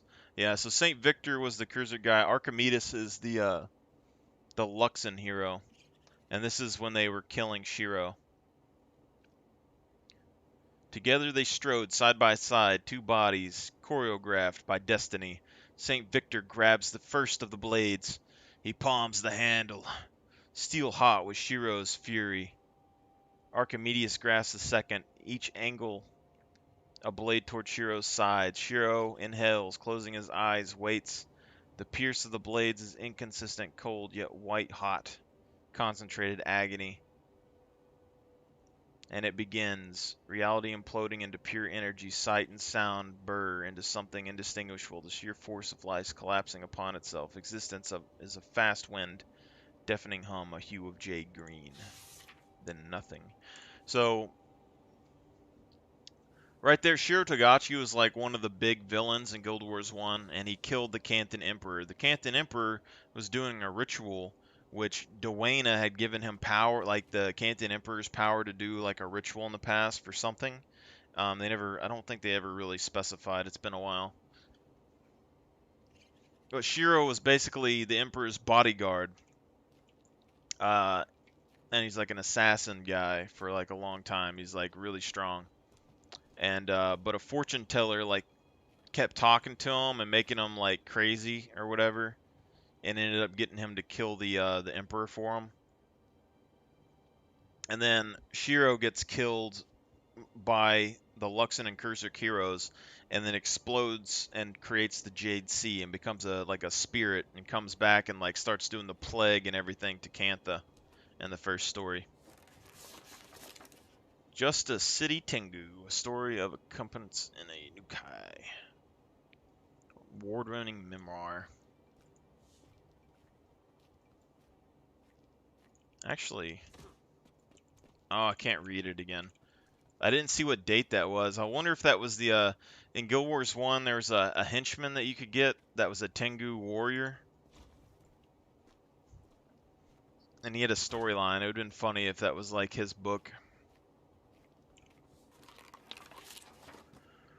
Romance spells for the romantically inept. Charming them with a handy list of flirtation charms. Has the dating scene left you more jaded than an ever called pit mine? It's a dating book. You can go from limp, nasty bayfish to alpha drake on your dating pool in no time.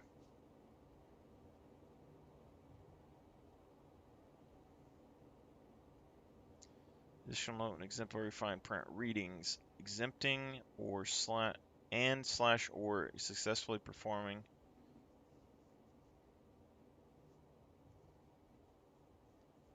Huh.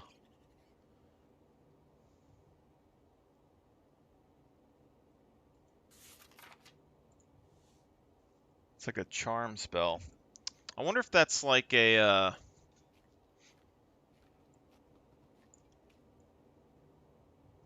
hint or something about like a future like elite specialization that they might come out with, because if they have charm spells and stuff like that and they say they exist now and that they're forbidden by the law or whatever, but like a mesmer or something could use something like that.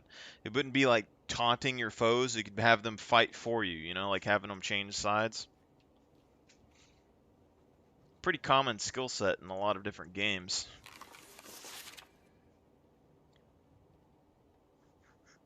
I only have eyes for Moo.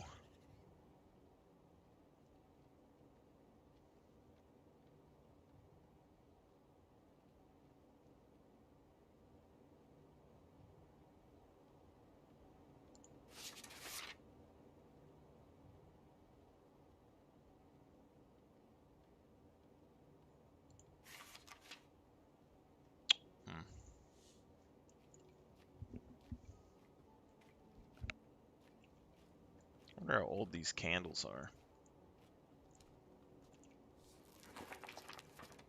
Carpentry.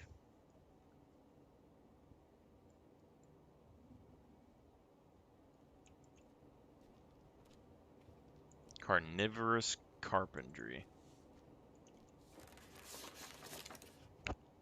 The importance of reading in the Age of the Dragon. Sounds like a Game of Thrones thing. Ask any Canthan's most influential figures of the secrets of the that shall like receive a conventional response. Early bedtime, a healthy diet, and if they atone of overachievement, and exercise your museum.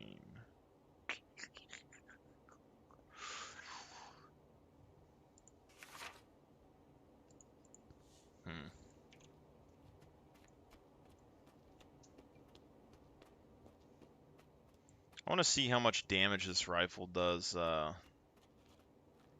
just with the ferocity stuff. Because like right now we're at 200 some. I'm assuming we're going to get to like 240% crit, 230% crit.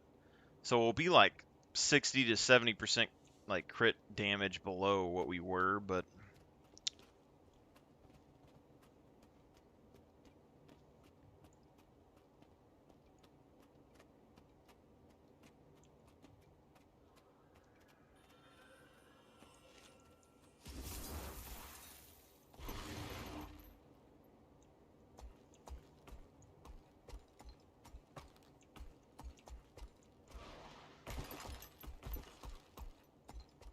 has to be upstairs, I guess.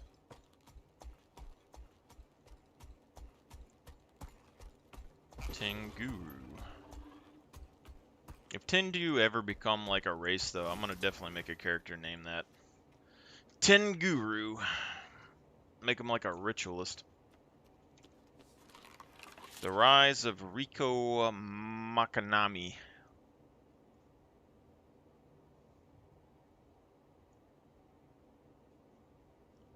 Using her outspoken position on the Affliction. The Affliction is like the zombie plague from Guild Wars 1.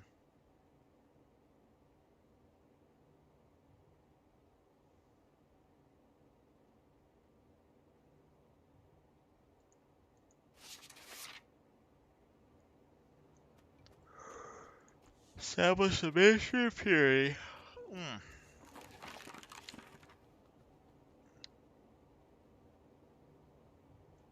Okay.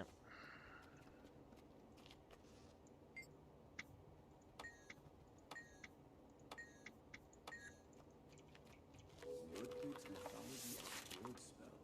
A beginner's guide to casting, disabling, and basic incantation. Sounds promising. Think there's anything on sealing incantations? Probably, but we'll still need some guidance. Time to pester Valeria again.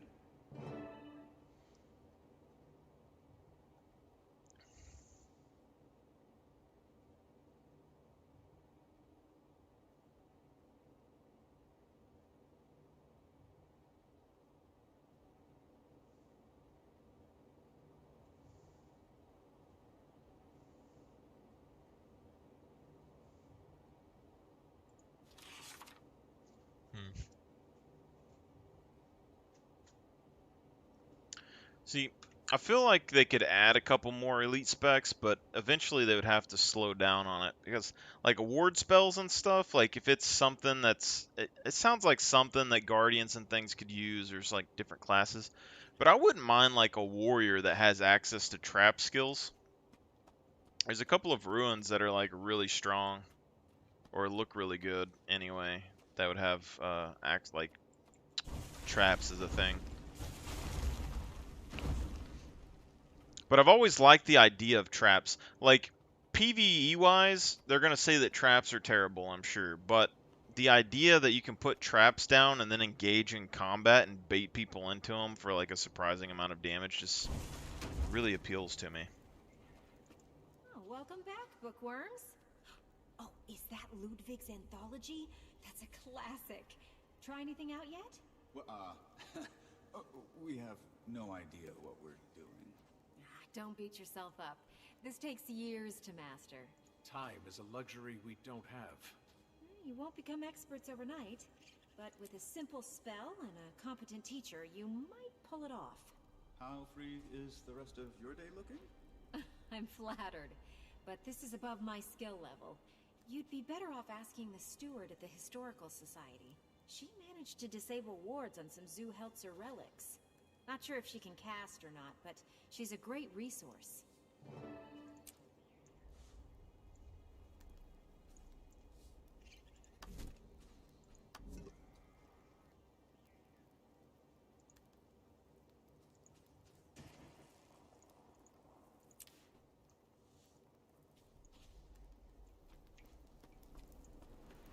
Relics.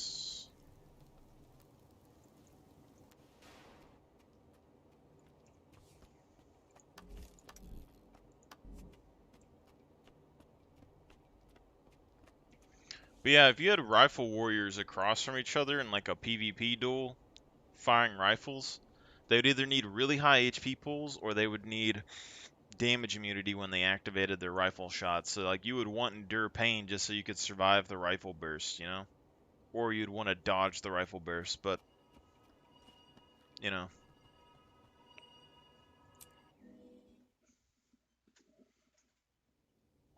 Emotional release. We're having like therapy inside of a video game right now. Hello. What brings you to me today? I am a steward of truth and research for the preservation of Kurzik history. We're new to casting, sealing wards, but it's, not going great. How did you come into possession of an ancient sealing ward? They're highly uncommon. It was, passed down to me by my uncle. A real jerk of an uncle. By marriage, no relation. But I want to learn how to use it, and Valeria said you're the person to talk to. Oh, she's very kind. Though, I mainly practice in disabling wards. But some basic sealing work shouldn't be a problem.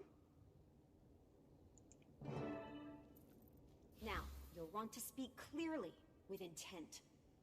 Visualize your desired outcome. Easy enough. I seal this pass before me. 2 worlds, once whole, divide, and... Rama's a warrior, though. He's a warrior casting spells.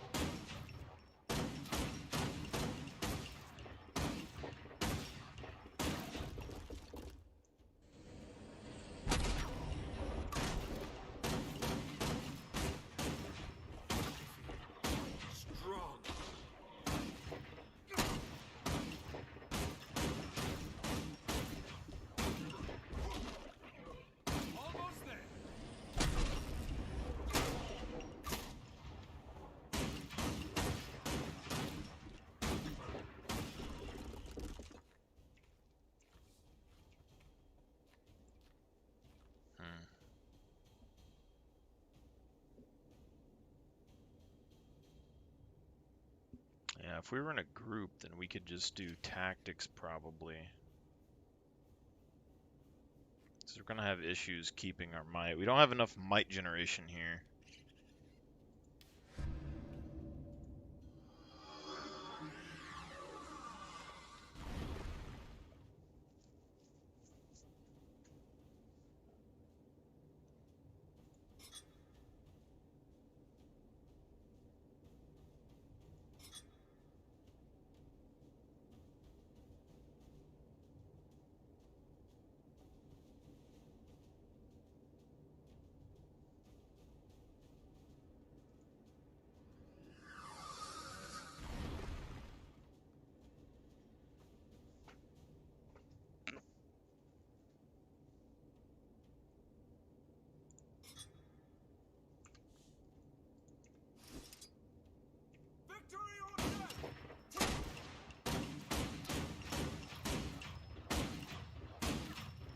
Your delivery is a bit stiff.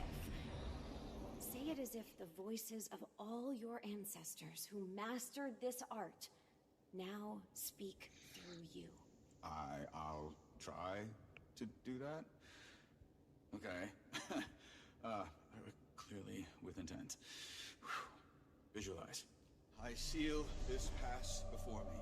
Two worlds, once whole, divide. Withstand all wandering evils, and guard what lies inside. Good, good. Now, you'll need to assist your friend. To bring the ritual to completion, you must arrange each conjured orb in the shape of the rune you're casting.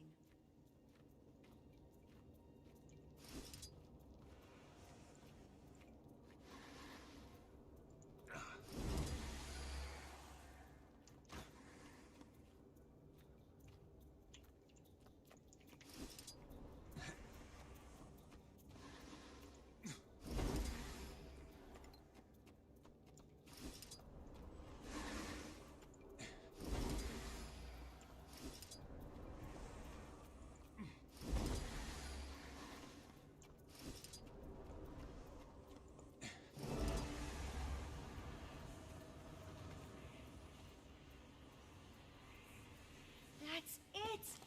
Oh, you did splendidly. And to think, you've only just started out. It actually worked. We're not a bad team, Commander. Well, I think we're ready to go take this one out for a spin. Thanks for your help. My pleasure. Blood relatives or not, I'm sure your uncle would be terribly proud of you. Don't know about that. Though he was actually helpful, for once. In an unintentional sort of way.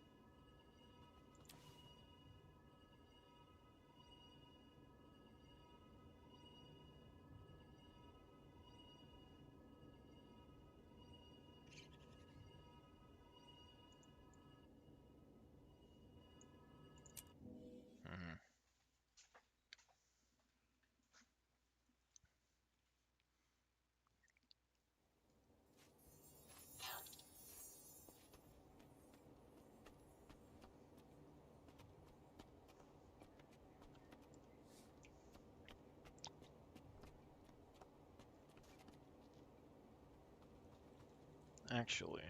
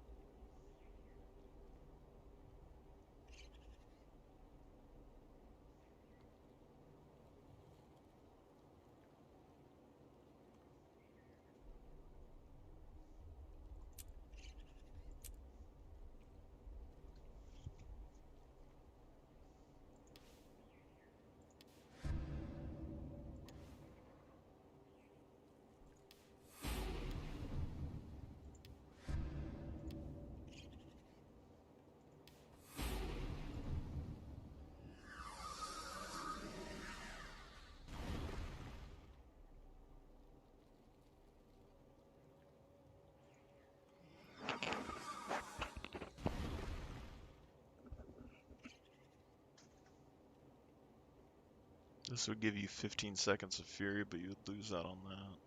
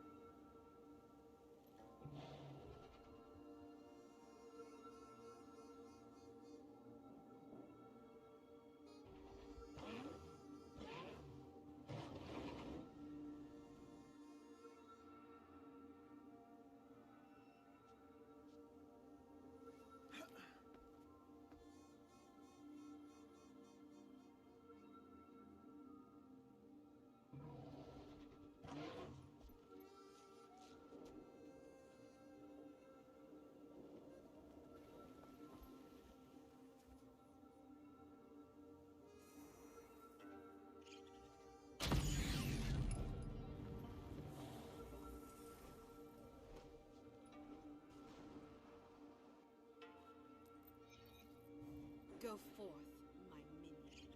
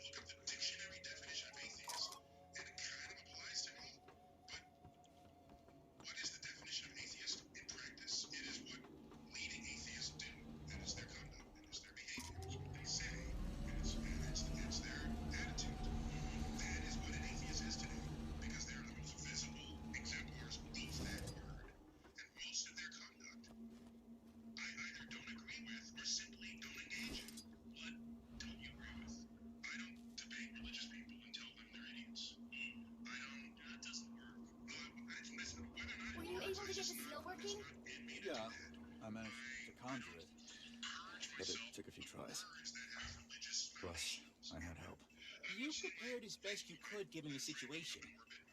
Everyone has. How are you doing, Commander? Ready to put all of this to rest. You can say that again. If everything's set over here, I'll go alert my crew. We've got siege turtles ready to mobilize by way of an old Luxon mining passage. Help you lure that thing to the surface. We'll head through first, clear things out. Then you come through and seal those exits. You need me? I'll be on comms. Need some backup? Finn and I. Stay with your friends. They need you. Oh, and Detective, when you're done with that seal, it's yours. You're the one who knows how to use it, so do what you will with it. Good luck out there. Same to you.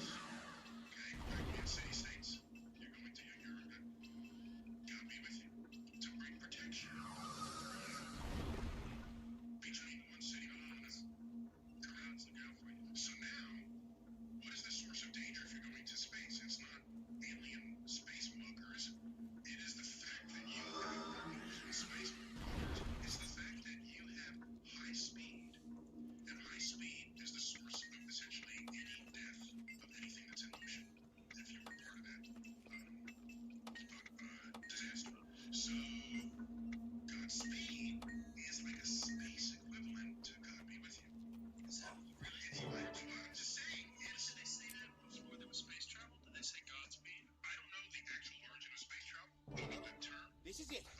We practiced, we prepared, and now it's time to take action. Ready?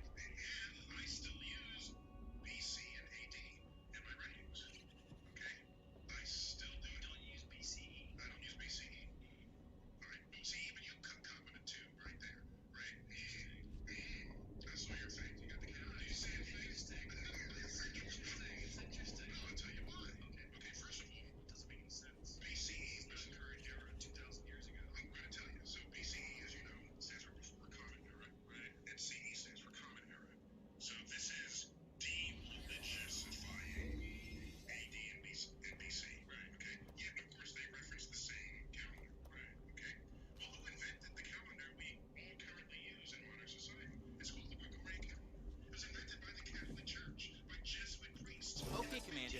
You'll want to get fairly close to it. Entice it a little with the Recollector.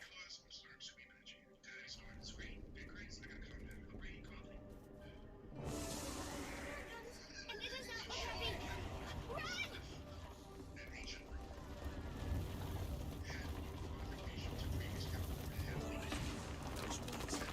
Intention. Wishes of your ancestors. Let's go. Just like we practiced, Commander. Distract those pests any way you can. Stab them, stab them.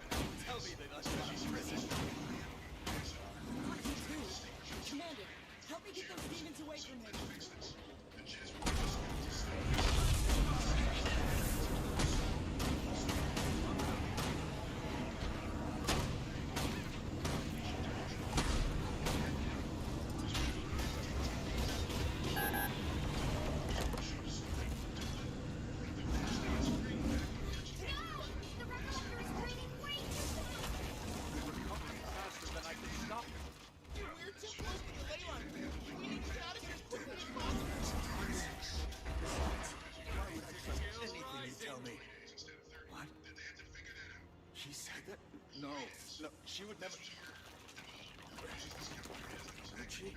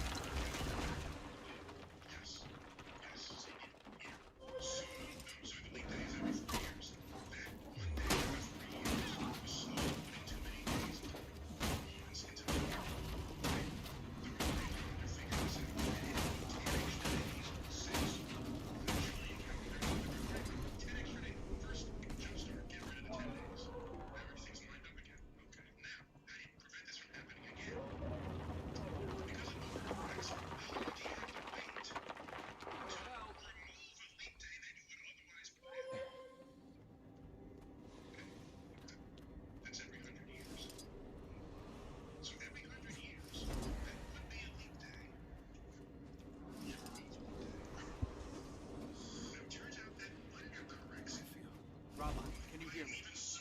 Visualize. With intent. Your ancestors. Remember? Visualize. With intent. My ancestors. I seal this pass. I seal this pass before me. Two worlds. Commander. Gods. That was A nightmare. I know. Thanks. Let's get the hell out of here.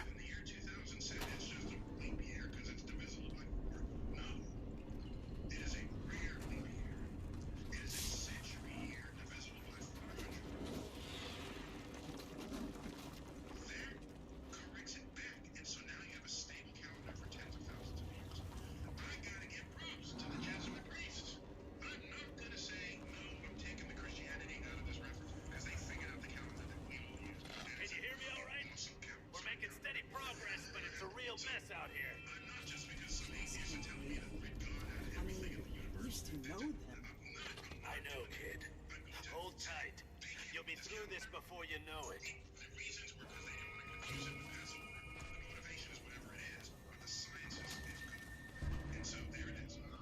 Reckless. Completely drained. What do we do now? Think, Gord, think! Try using the gate. Just trust me.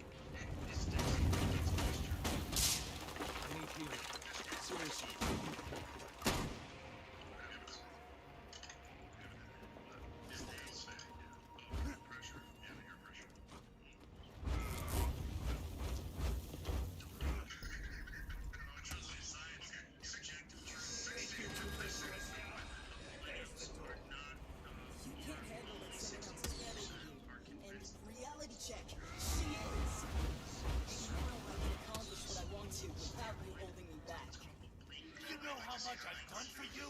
You ungrateful brat! Get out! I didn't think I said it to him like that. To kill Rock? Take something to him.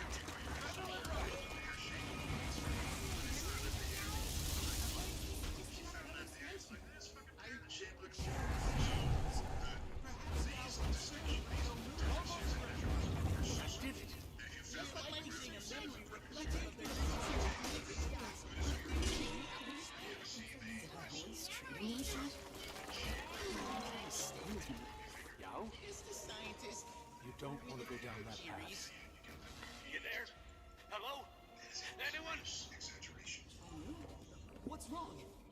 Listen, she's back. She's screwing with me. Don't believe a word she says, y'all. Promise me. You have to promise. Okay, I promise. Redolin, stop! Stop! What is he talking about? Who's back? Strong. Who does he think is back? It's likely he's hallucinating too. We'll get to him as soon as we possibly can. What if we're too late?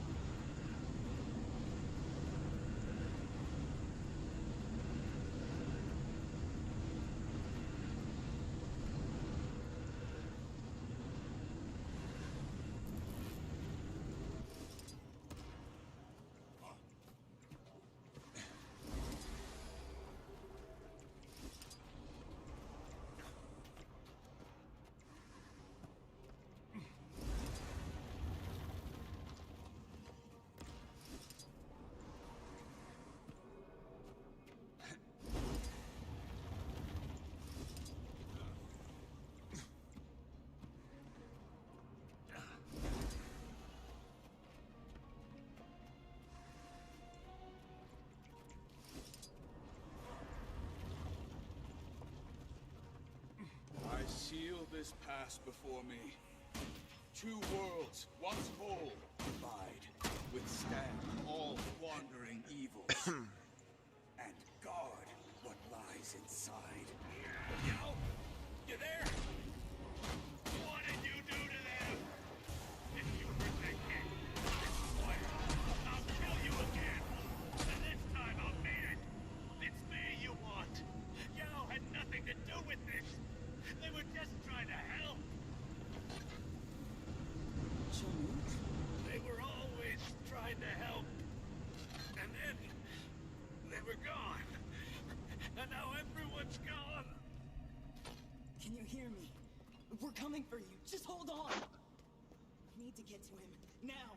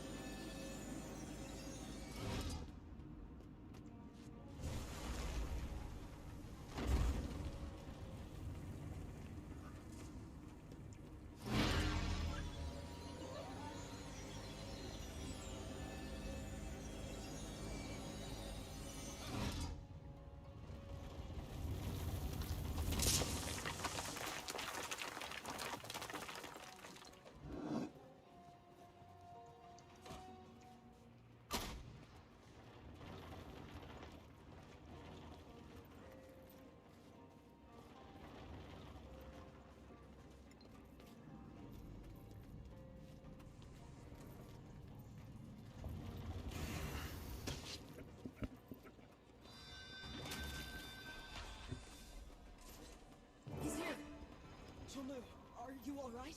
What do you want from me? Just tell me, damn it! No idea what's going on. And now the crew's in chaos. Let's clear things out and see if that helps.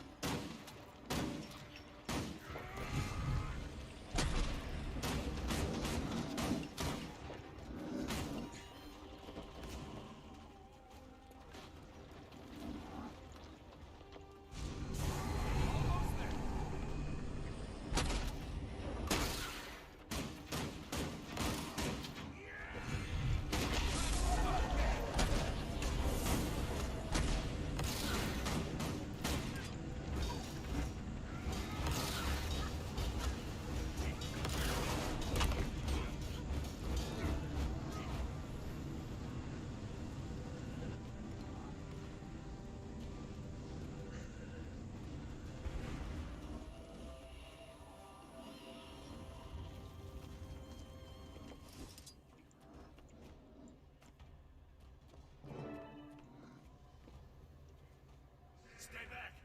What the hell is wrong with you? You're completely unhinged! I didn't know it was her! She attacked me! I didn't know what was going on! I'm sorry, Bina. Jin Lee. Malchin. I'm so sorry. That's Bina? So, this is real. That's not your fault. You couldn't have known what was wrong with her. And it was an accident.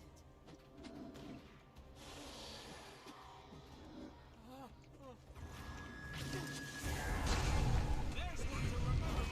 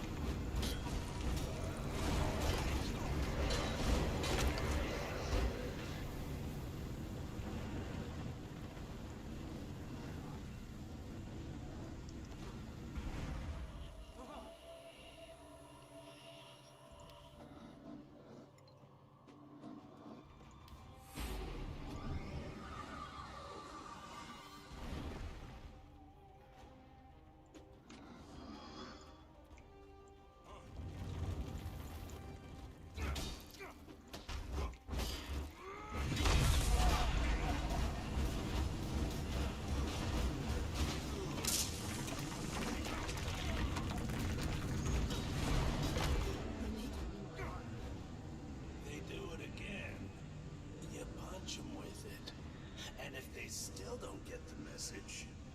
I'll introduce them to mine. Food stand.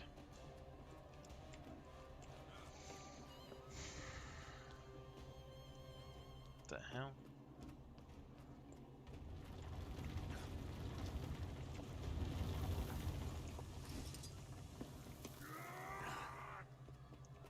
You alone, kid? What are you doing out so late? What the hell's wrong with your parents? Hungry? Take it. We've got plenty. Pretty cold tonight. You get sick of shivering, drop by the Blue Orchid. We'll get you set up. Ask for Cholmu. I like how this boss fight has like no implications. Like it's just sitting back there fighting stuff. We'll talk. And we're just sitting here listening to lore. Done a lot of good too. I'm sorry you got dragged into this mess, along with everyone else. It's about time I got us out of it. I need to get back to the crew.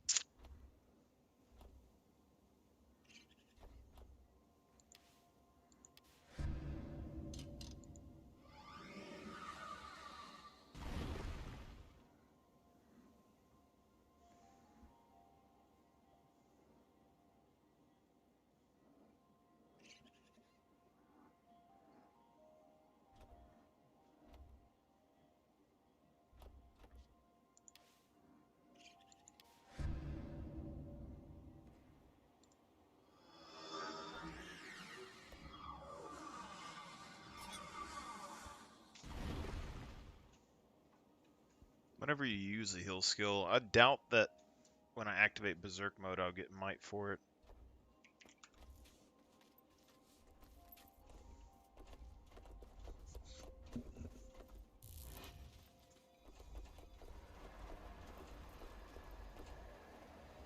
This thing just won't quit. What are we supposed to do now? It's gigantic. I think it's afraid. So it's making itself seem worse than it really is. We cut it off from the ley line.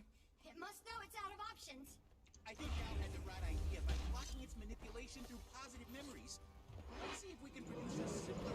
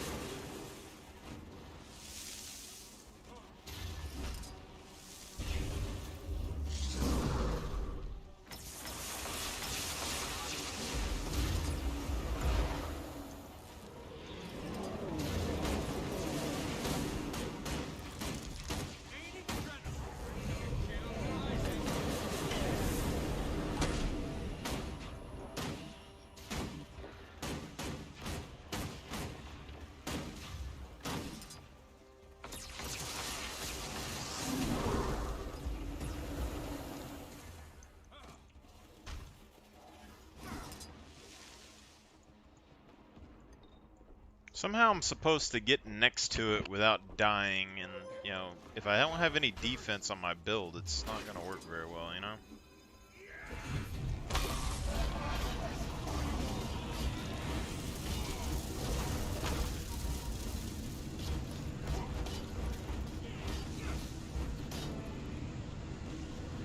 You're one of mine, kid.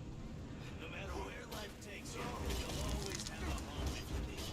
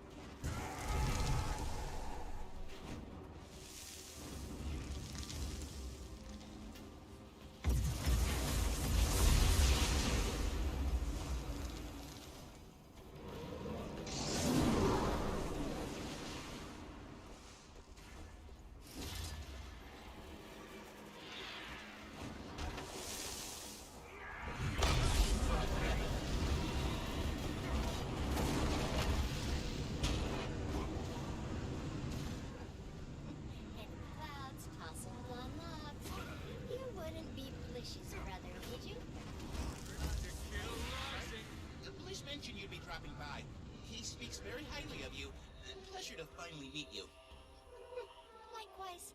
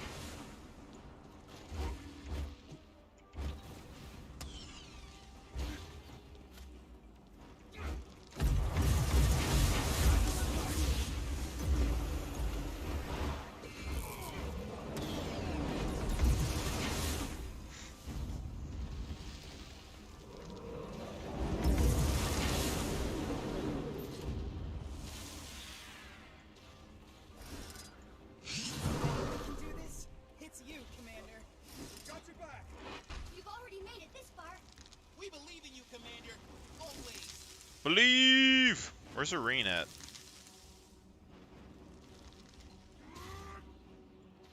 Oh yeah, constipation. Ugh. I'm proud that you saved so many innocents. Thanks to you, I've been reminded that no matter how bad things seem, heroes don't give up on their friends.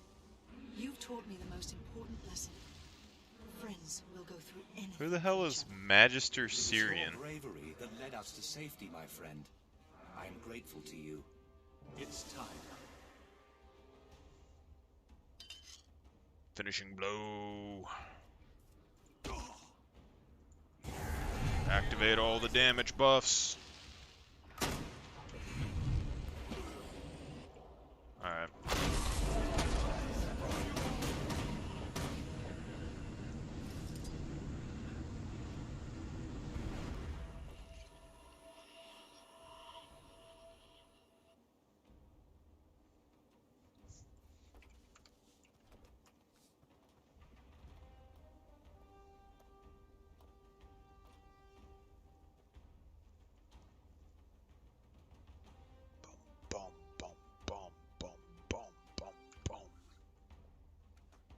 If you had power, condition damage, and ferocity, that would be an insane set of gear. That would be a sword set. So, thanks for helping back there. Oh, both of you. Same to you. Both of you. And for the first time, of many still to come, I can officially say, case closed. Well, I'm totally drained, but kind of warm and fuzzy, in a weird way. Is this how it felt when you collected memories? No wonder you're exhausted, Commander. Hey, you deserve a nap. Hell, we all do. Did we really just kill that thing with the power of positive thinking?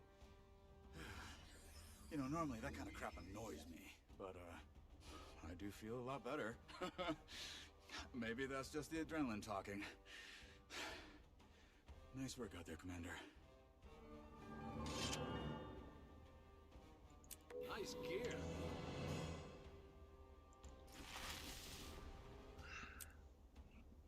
I really feel like they're going down a rabbit hole with this stuff they're doing these days on here.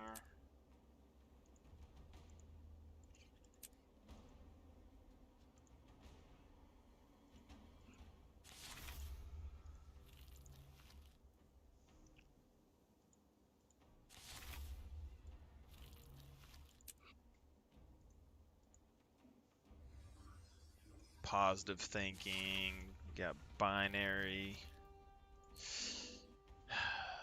Things just keep getting weirder, man.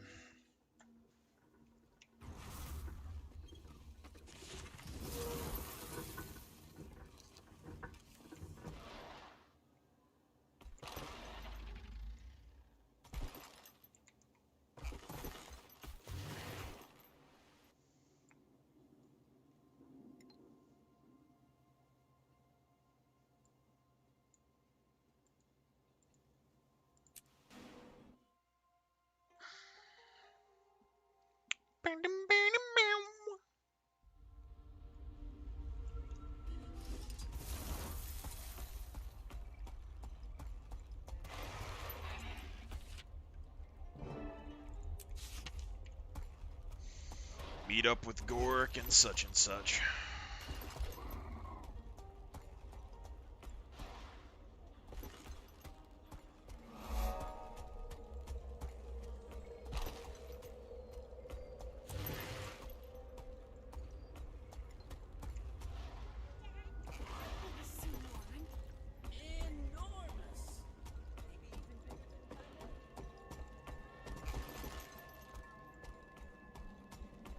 Suwon wasn't even the size of a building compared to Kralkatork and them. I don't know what they're talking about.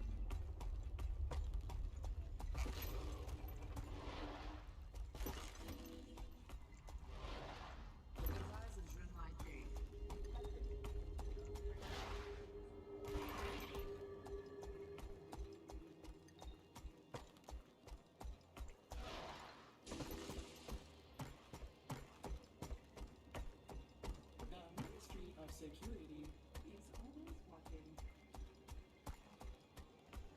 Looking for something a little more mild? Or his own recipe. Of course the thing changed positions. About to say, it felt like I was running forever, man.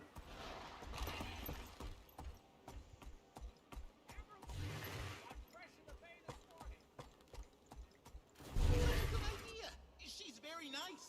And her plumage is just gorgeous. Commander, perfect timing. You read Rama's letter? Sounds like he needs some support with this whole Min situation. Luckily, he has us to back him up. Gork and I'll be there to help.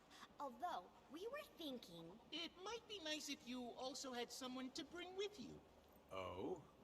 Since we're pressed for time, we decided to take some initiative and... Reached out to some local friends to see if they're busy tonight. You didn't. Don't worry, Commander. There's no pressure whatsoever. We're just there to have a good time and to help Rama.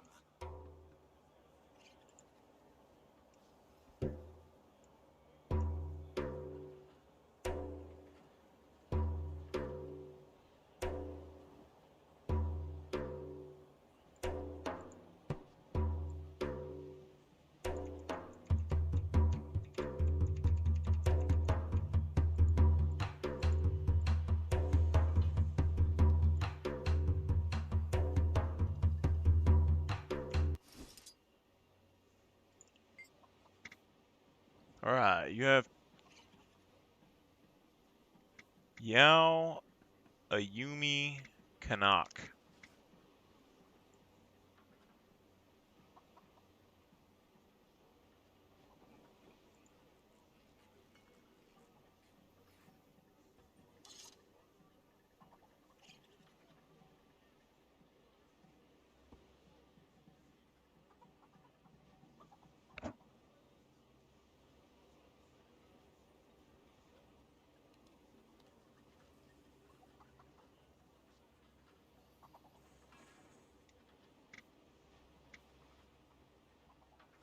I don't remember if Ayumi was the dragon or not. Kanak is probably gonna be the funniest. Let's go, Ayumi. Gotta get the Kurzerks together, you know?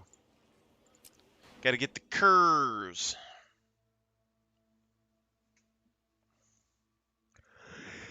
Ayumi.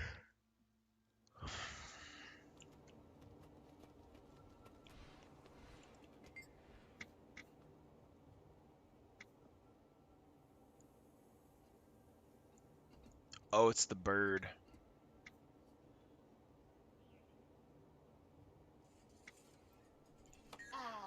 These old things. Just a few hours of preening. I should have did it. Good thing Kanak. Tiny let me know you were coming. Of course, I can't compete with your sense of style. Maybe you can give me some fashion tips sometime. Huh? I like to have options. Have to cover all those battle scars. Got some good ones. I bet mine are better. Maybe we'll have to compare sometime. For now, let's get going. There's no way they're doing this bestiality flirtation in here. You're telling me that my commander is flirting with a bird.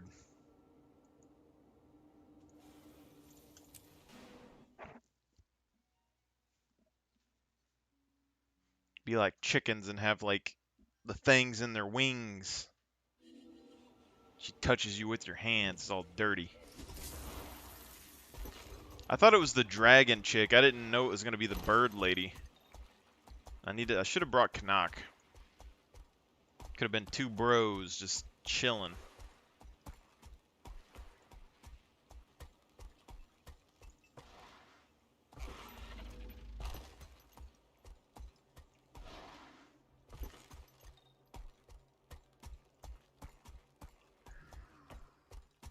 I wish these doors opened.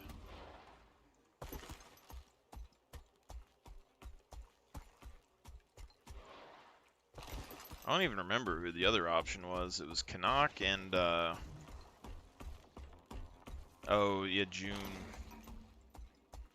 Or whatever. So, you get the picture of a super manly plant.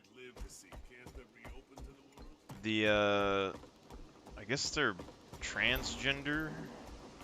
And then you have a bird. So you got a furry.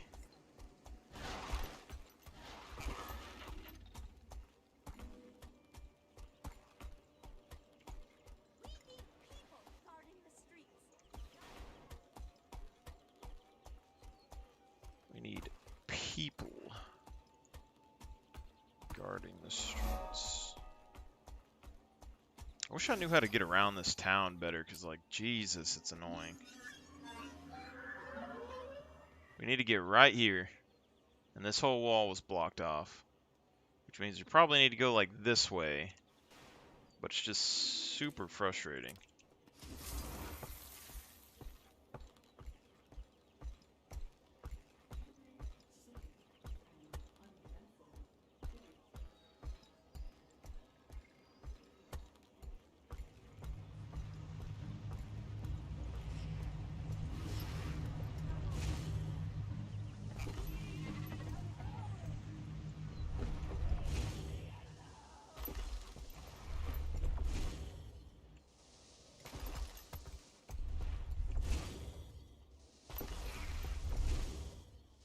I was thinking about hitting up Cabo Ward.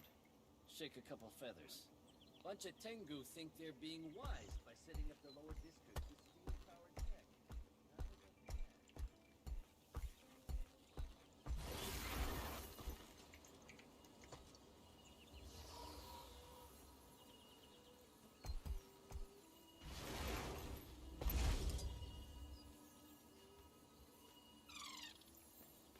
The heck?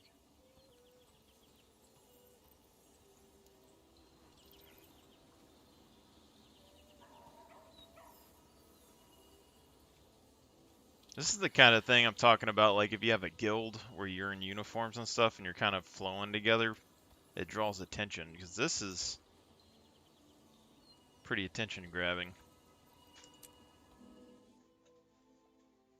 It's so hot in my house right now, holy hell.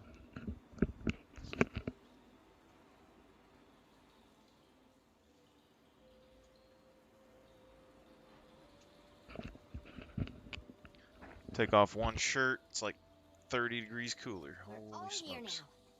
Perfect. It's shoot time. I like her armor. It's like a leather, just a leather sleeve. Very simple.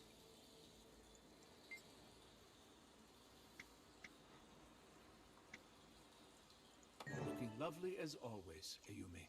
Likewise, Commander. We should do this more often. Well, minus the wingman.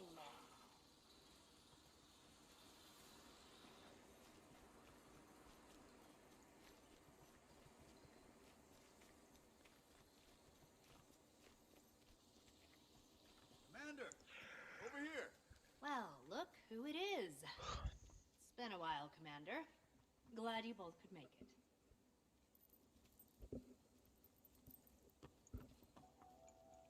Should have brought Canuck. Look lovely, Tiny. Oh, Gorik. This is what I Doing a always triple like. date. Wait, does that mean I would be dating Canuck? Oh, stop. I mean, you can also keep going, but, you know, well, you're not so hard on the eyes yourself. Oh? Oh. You people again? Why do you do this to me, You know Guild how long it Wars? took me to clean up your confetti last time? I find it in my dreams. We do have a no-seat list, you know, so try acting civilized, or your name will be right there next to Park Chalmu. Minister Min, pleasure to see you. Acting minister, technically. Leader, Ayumi, is it? Seems we both fell into our jobs. Good point. Although, your title's officially unofficial, and mine's unofficially official. I'm not sure if... What? We're going to be great friends. We have so much in common. So, when's the food coming? Here, you may want to at least try it this time. The lover's maki takes twice as long to prepare, you know. Huh. I thought you hated sushi. I do. It's just that last time I thought you might be stopping by, so I ordered it because it made me think of you. Sushi made you think of me? Because you hate it? No. Is this heart-shaped? Although anatomically incorrect, Min, did you know the actual shape of the human heart resembles a closed fist? Oh, that's... Huh. Commander, do something! Get us off the sushi topic!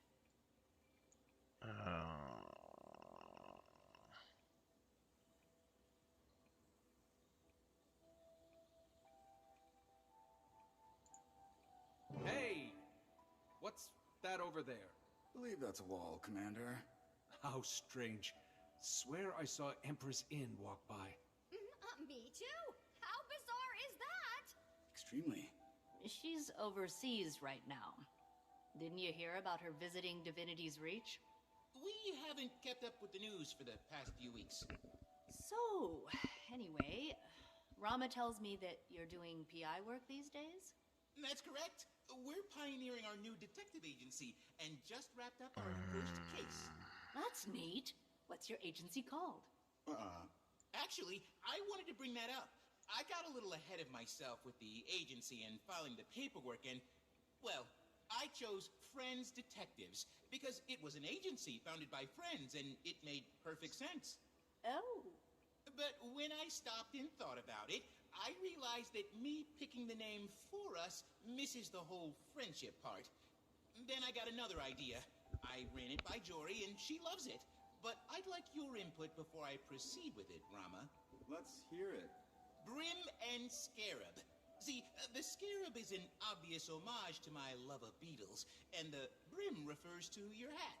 I also proposed Big Hat Detectives, but Jory was concerned the name wouldn't be taken seriously. I really like it. It's got sort of an old-timey feel to it, in a good way. And it's really thoughtful. It's classy and sweet. Rama here. Brim and Scarabs on the case. I'm sold. Brim and Scarab.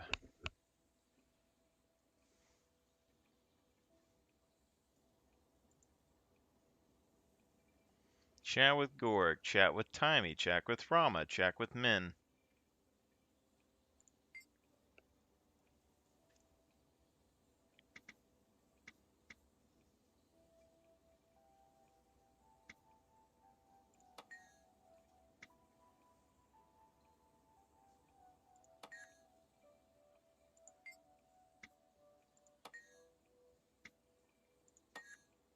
Normal people.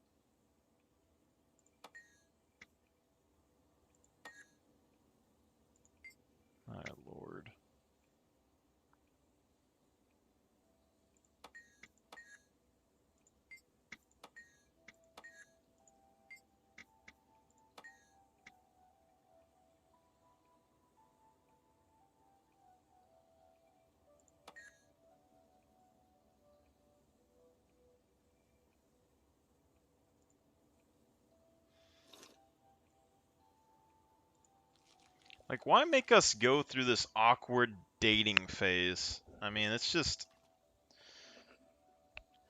There's a lot of romance in here. Like, maybe the girls get in on this a little bit more, but it's just, I don't really care so much about who's dating who or talking to who or marrying who. Because we had, like, Belinda and Delacroix, I think. Well, you had... I did too many storylines to remember it all. I mean, like, our Savari, we had a whole Savari storyline, and then there was two Savari chicks, and they died in combat or whatever. At least one of them did. You have Belinda and her sister, who got turned into a sword. You have Timmy and Gorick.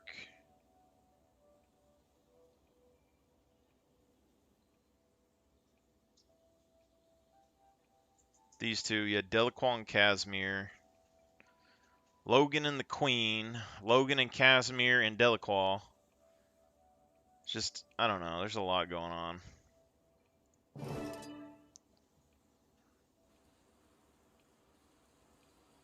I had a great time tonight. Thanks for coming out. Oh, of course. If you're in the area again anytime soon, Better beat peck you. be sure to say hi. I had a great time tonight.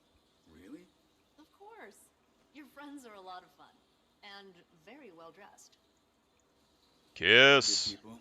A little eccentric, but we've all got our quirks. Kiss and hit her hat. I feel like I can Hit her head with your hat brim. After the whole Lee disaster. Smack her with your hat. It's been tough to feel comfortable with people. But I trust them. And I Smack him trust with the hat. you. He trusts us after 5 seconds of breaking out of prison. I know it hasn't been easy for you. I'm always here for you. Always will be. Thanks, man. Hey, you wouldn't be interested in doing this again sometime, would you? Absolutely. Next time, how about it's just us? That sounds fantastic. I look forward to it. Me too. Kiss! Damn it. Make me sit through all that and we don't get no action.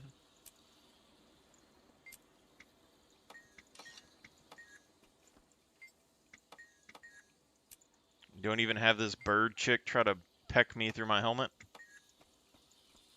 Yeah, let me just third party this real quick. Yes.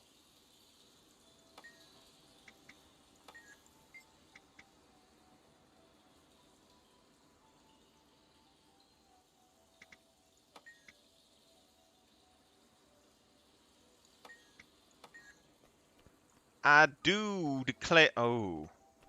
Talk to the chef. Hello, waiter.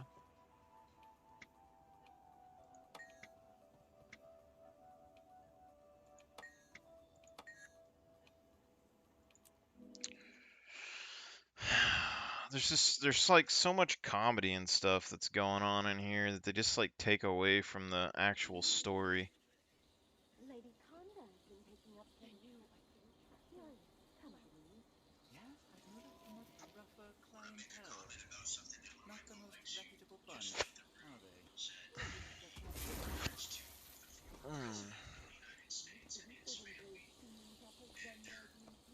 Is that it?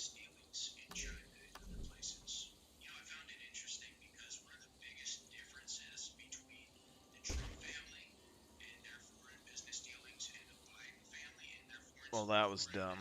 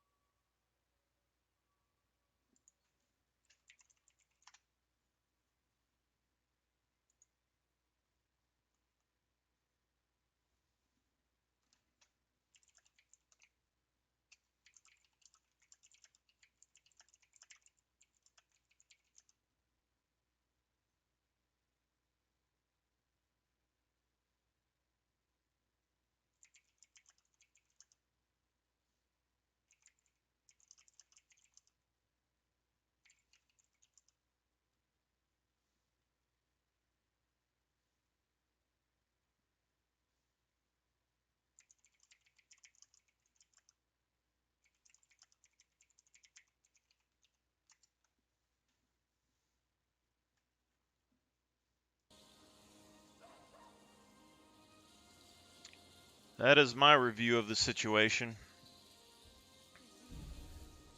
It's a chapter, so like let's review what they did for this thing right here. So let me go look at here. What lies beneath?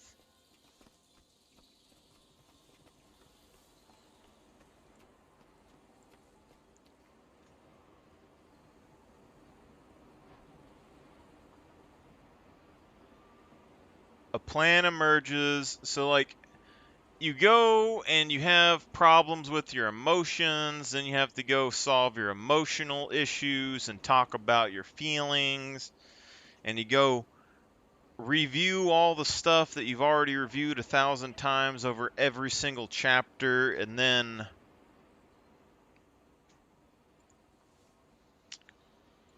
you use your emotions to defeat a boss that you didn't really have to do anything to defeat, and then you go and have an awkward date. All that's just too much for me, you know?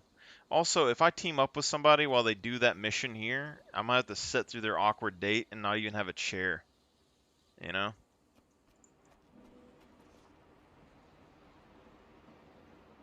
I just don't know how I feel about that.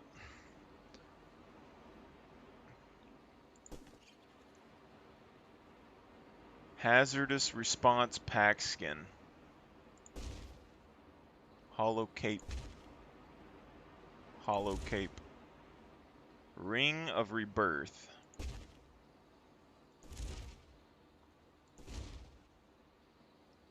Luxon brooch. Power, precision, vitality, ferocity.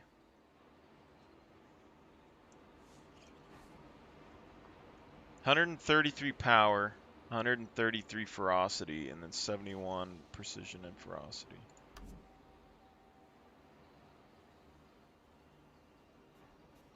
So it's just a little bit less power than what we have here.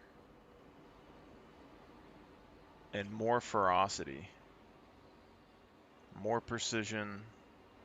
Well, less precision. I mean, it doesn't seem like it's a bad thing. The other thing, though, is that when you look at these, it doesn't seem like you're able to acquire these later, you know?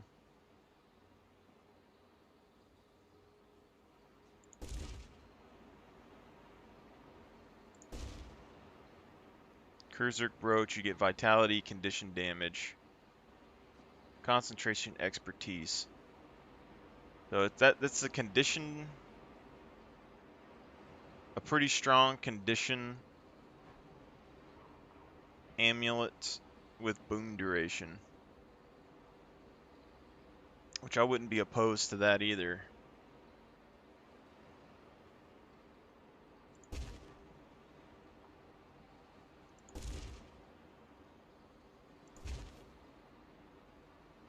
Traveling tankard, power, precision, vitality, ferocity.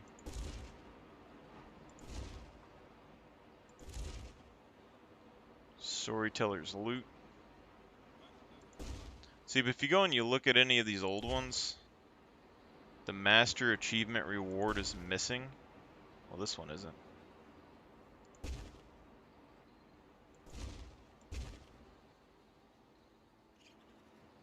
Prize of the bone skinner skin.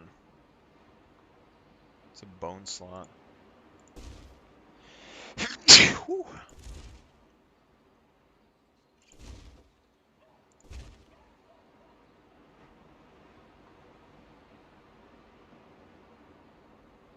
Huh. Pair of Crusader legs, Crusader boots. You get first spear's icon, so you get power, precision, healing power, condition damage. That's actually a pretty strong... Like, that would be a pretty strong sword set right there. Power, precision, healing, and condition damage.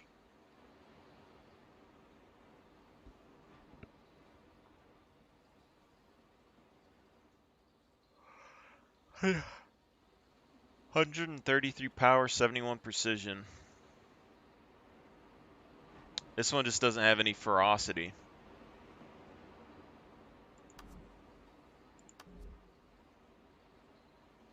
has a lot of other stuff though. So maybe you can go back and earn the other stuff. I just didn't ever think you could, I guess.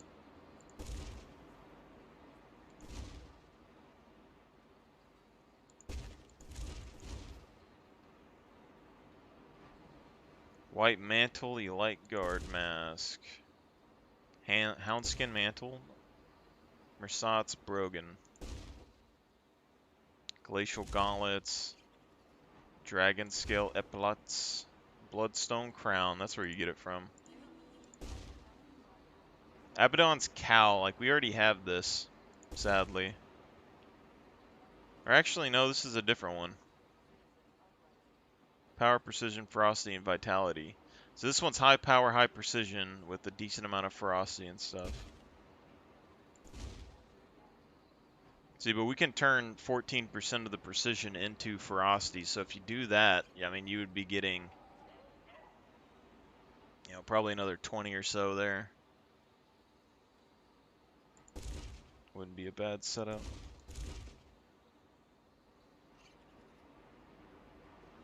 Power, precision, vitality, ferocity. Yeah, so you can get at least a few items. Sun, moon, and stars.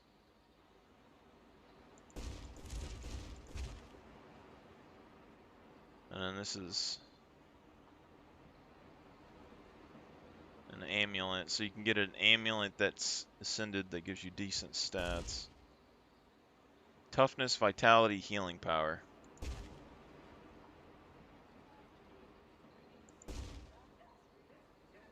Power, precision, condition damage.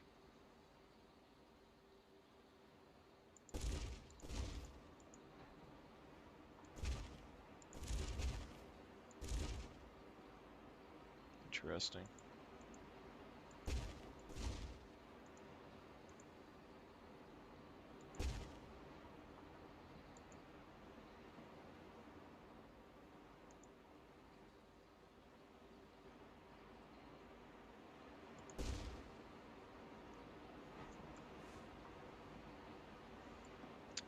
Yeah, probably take a break.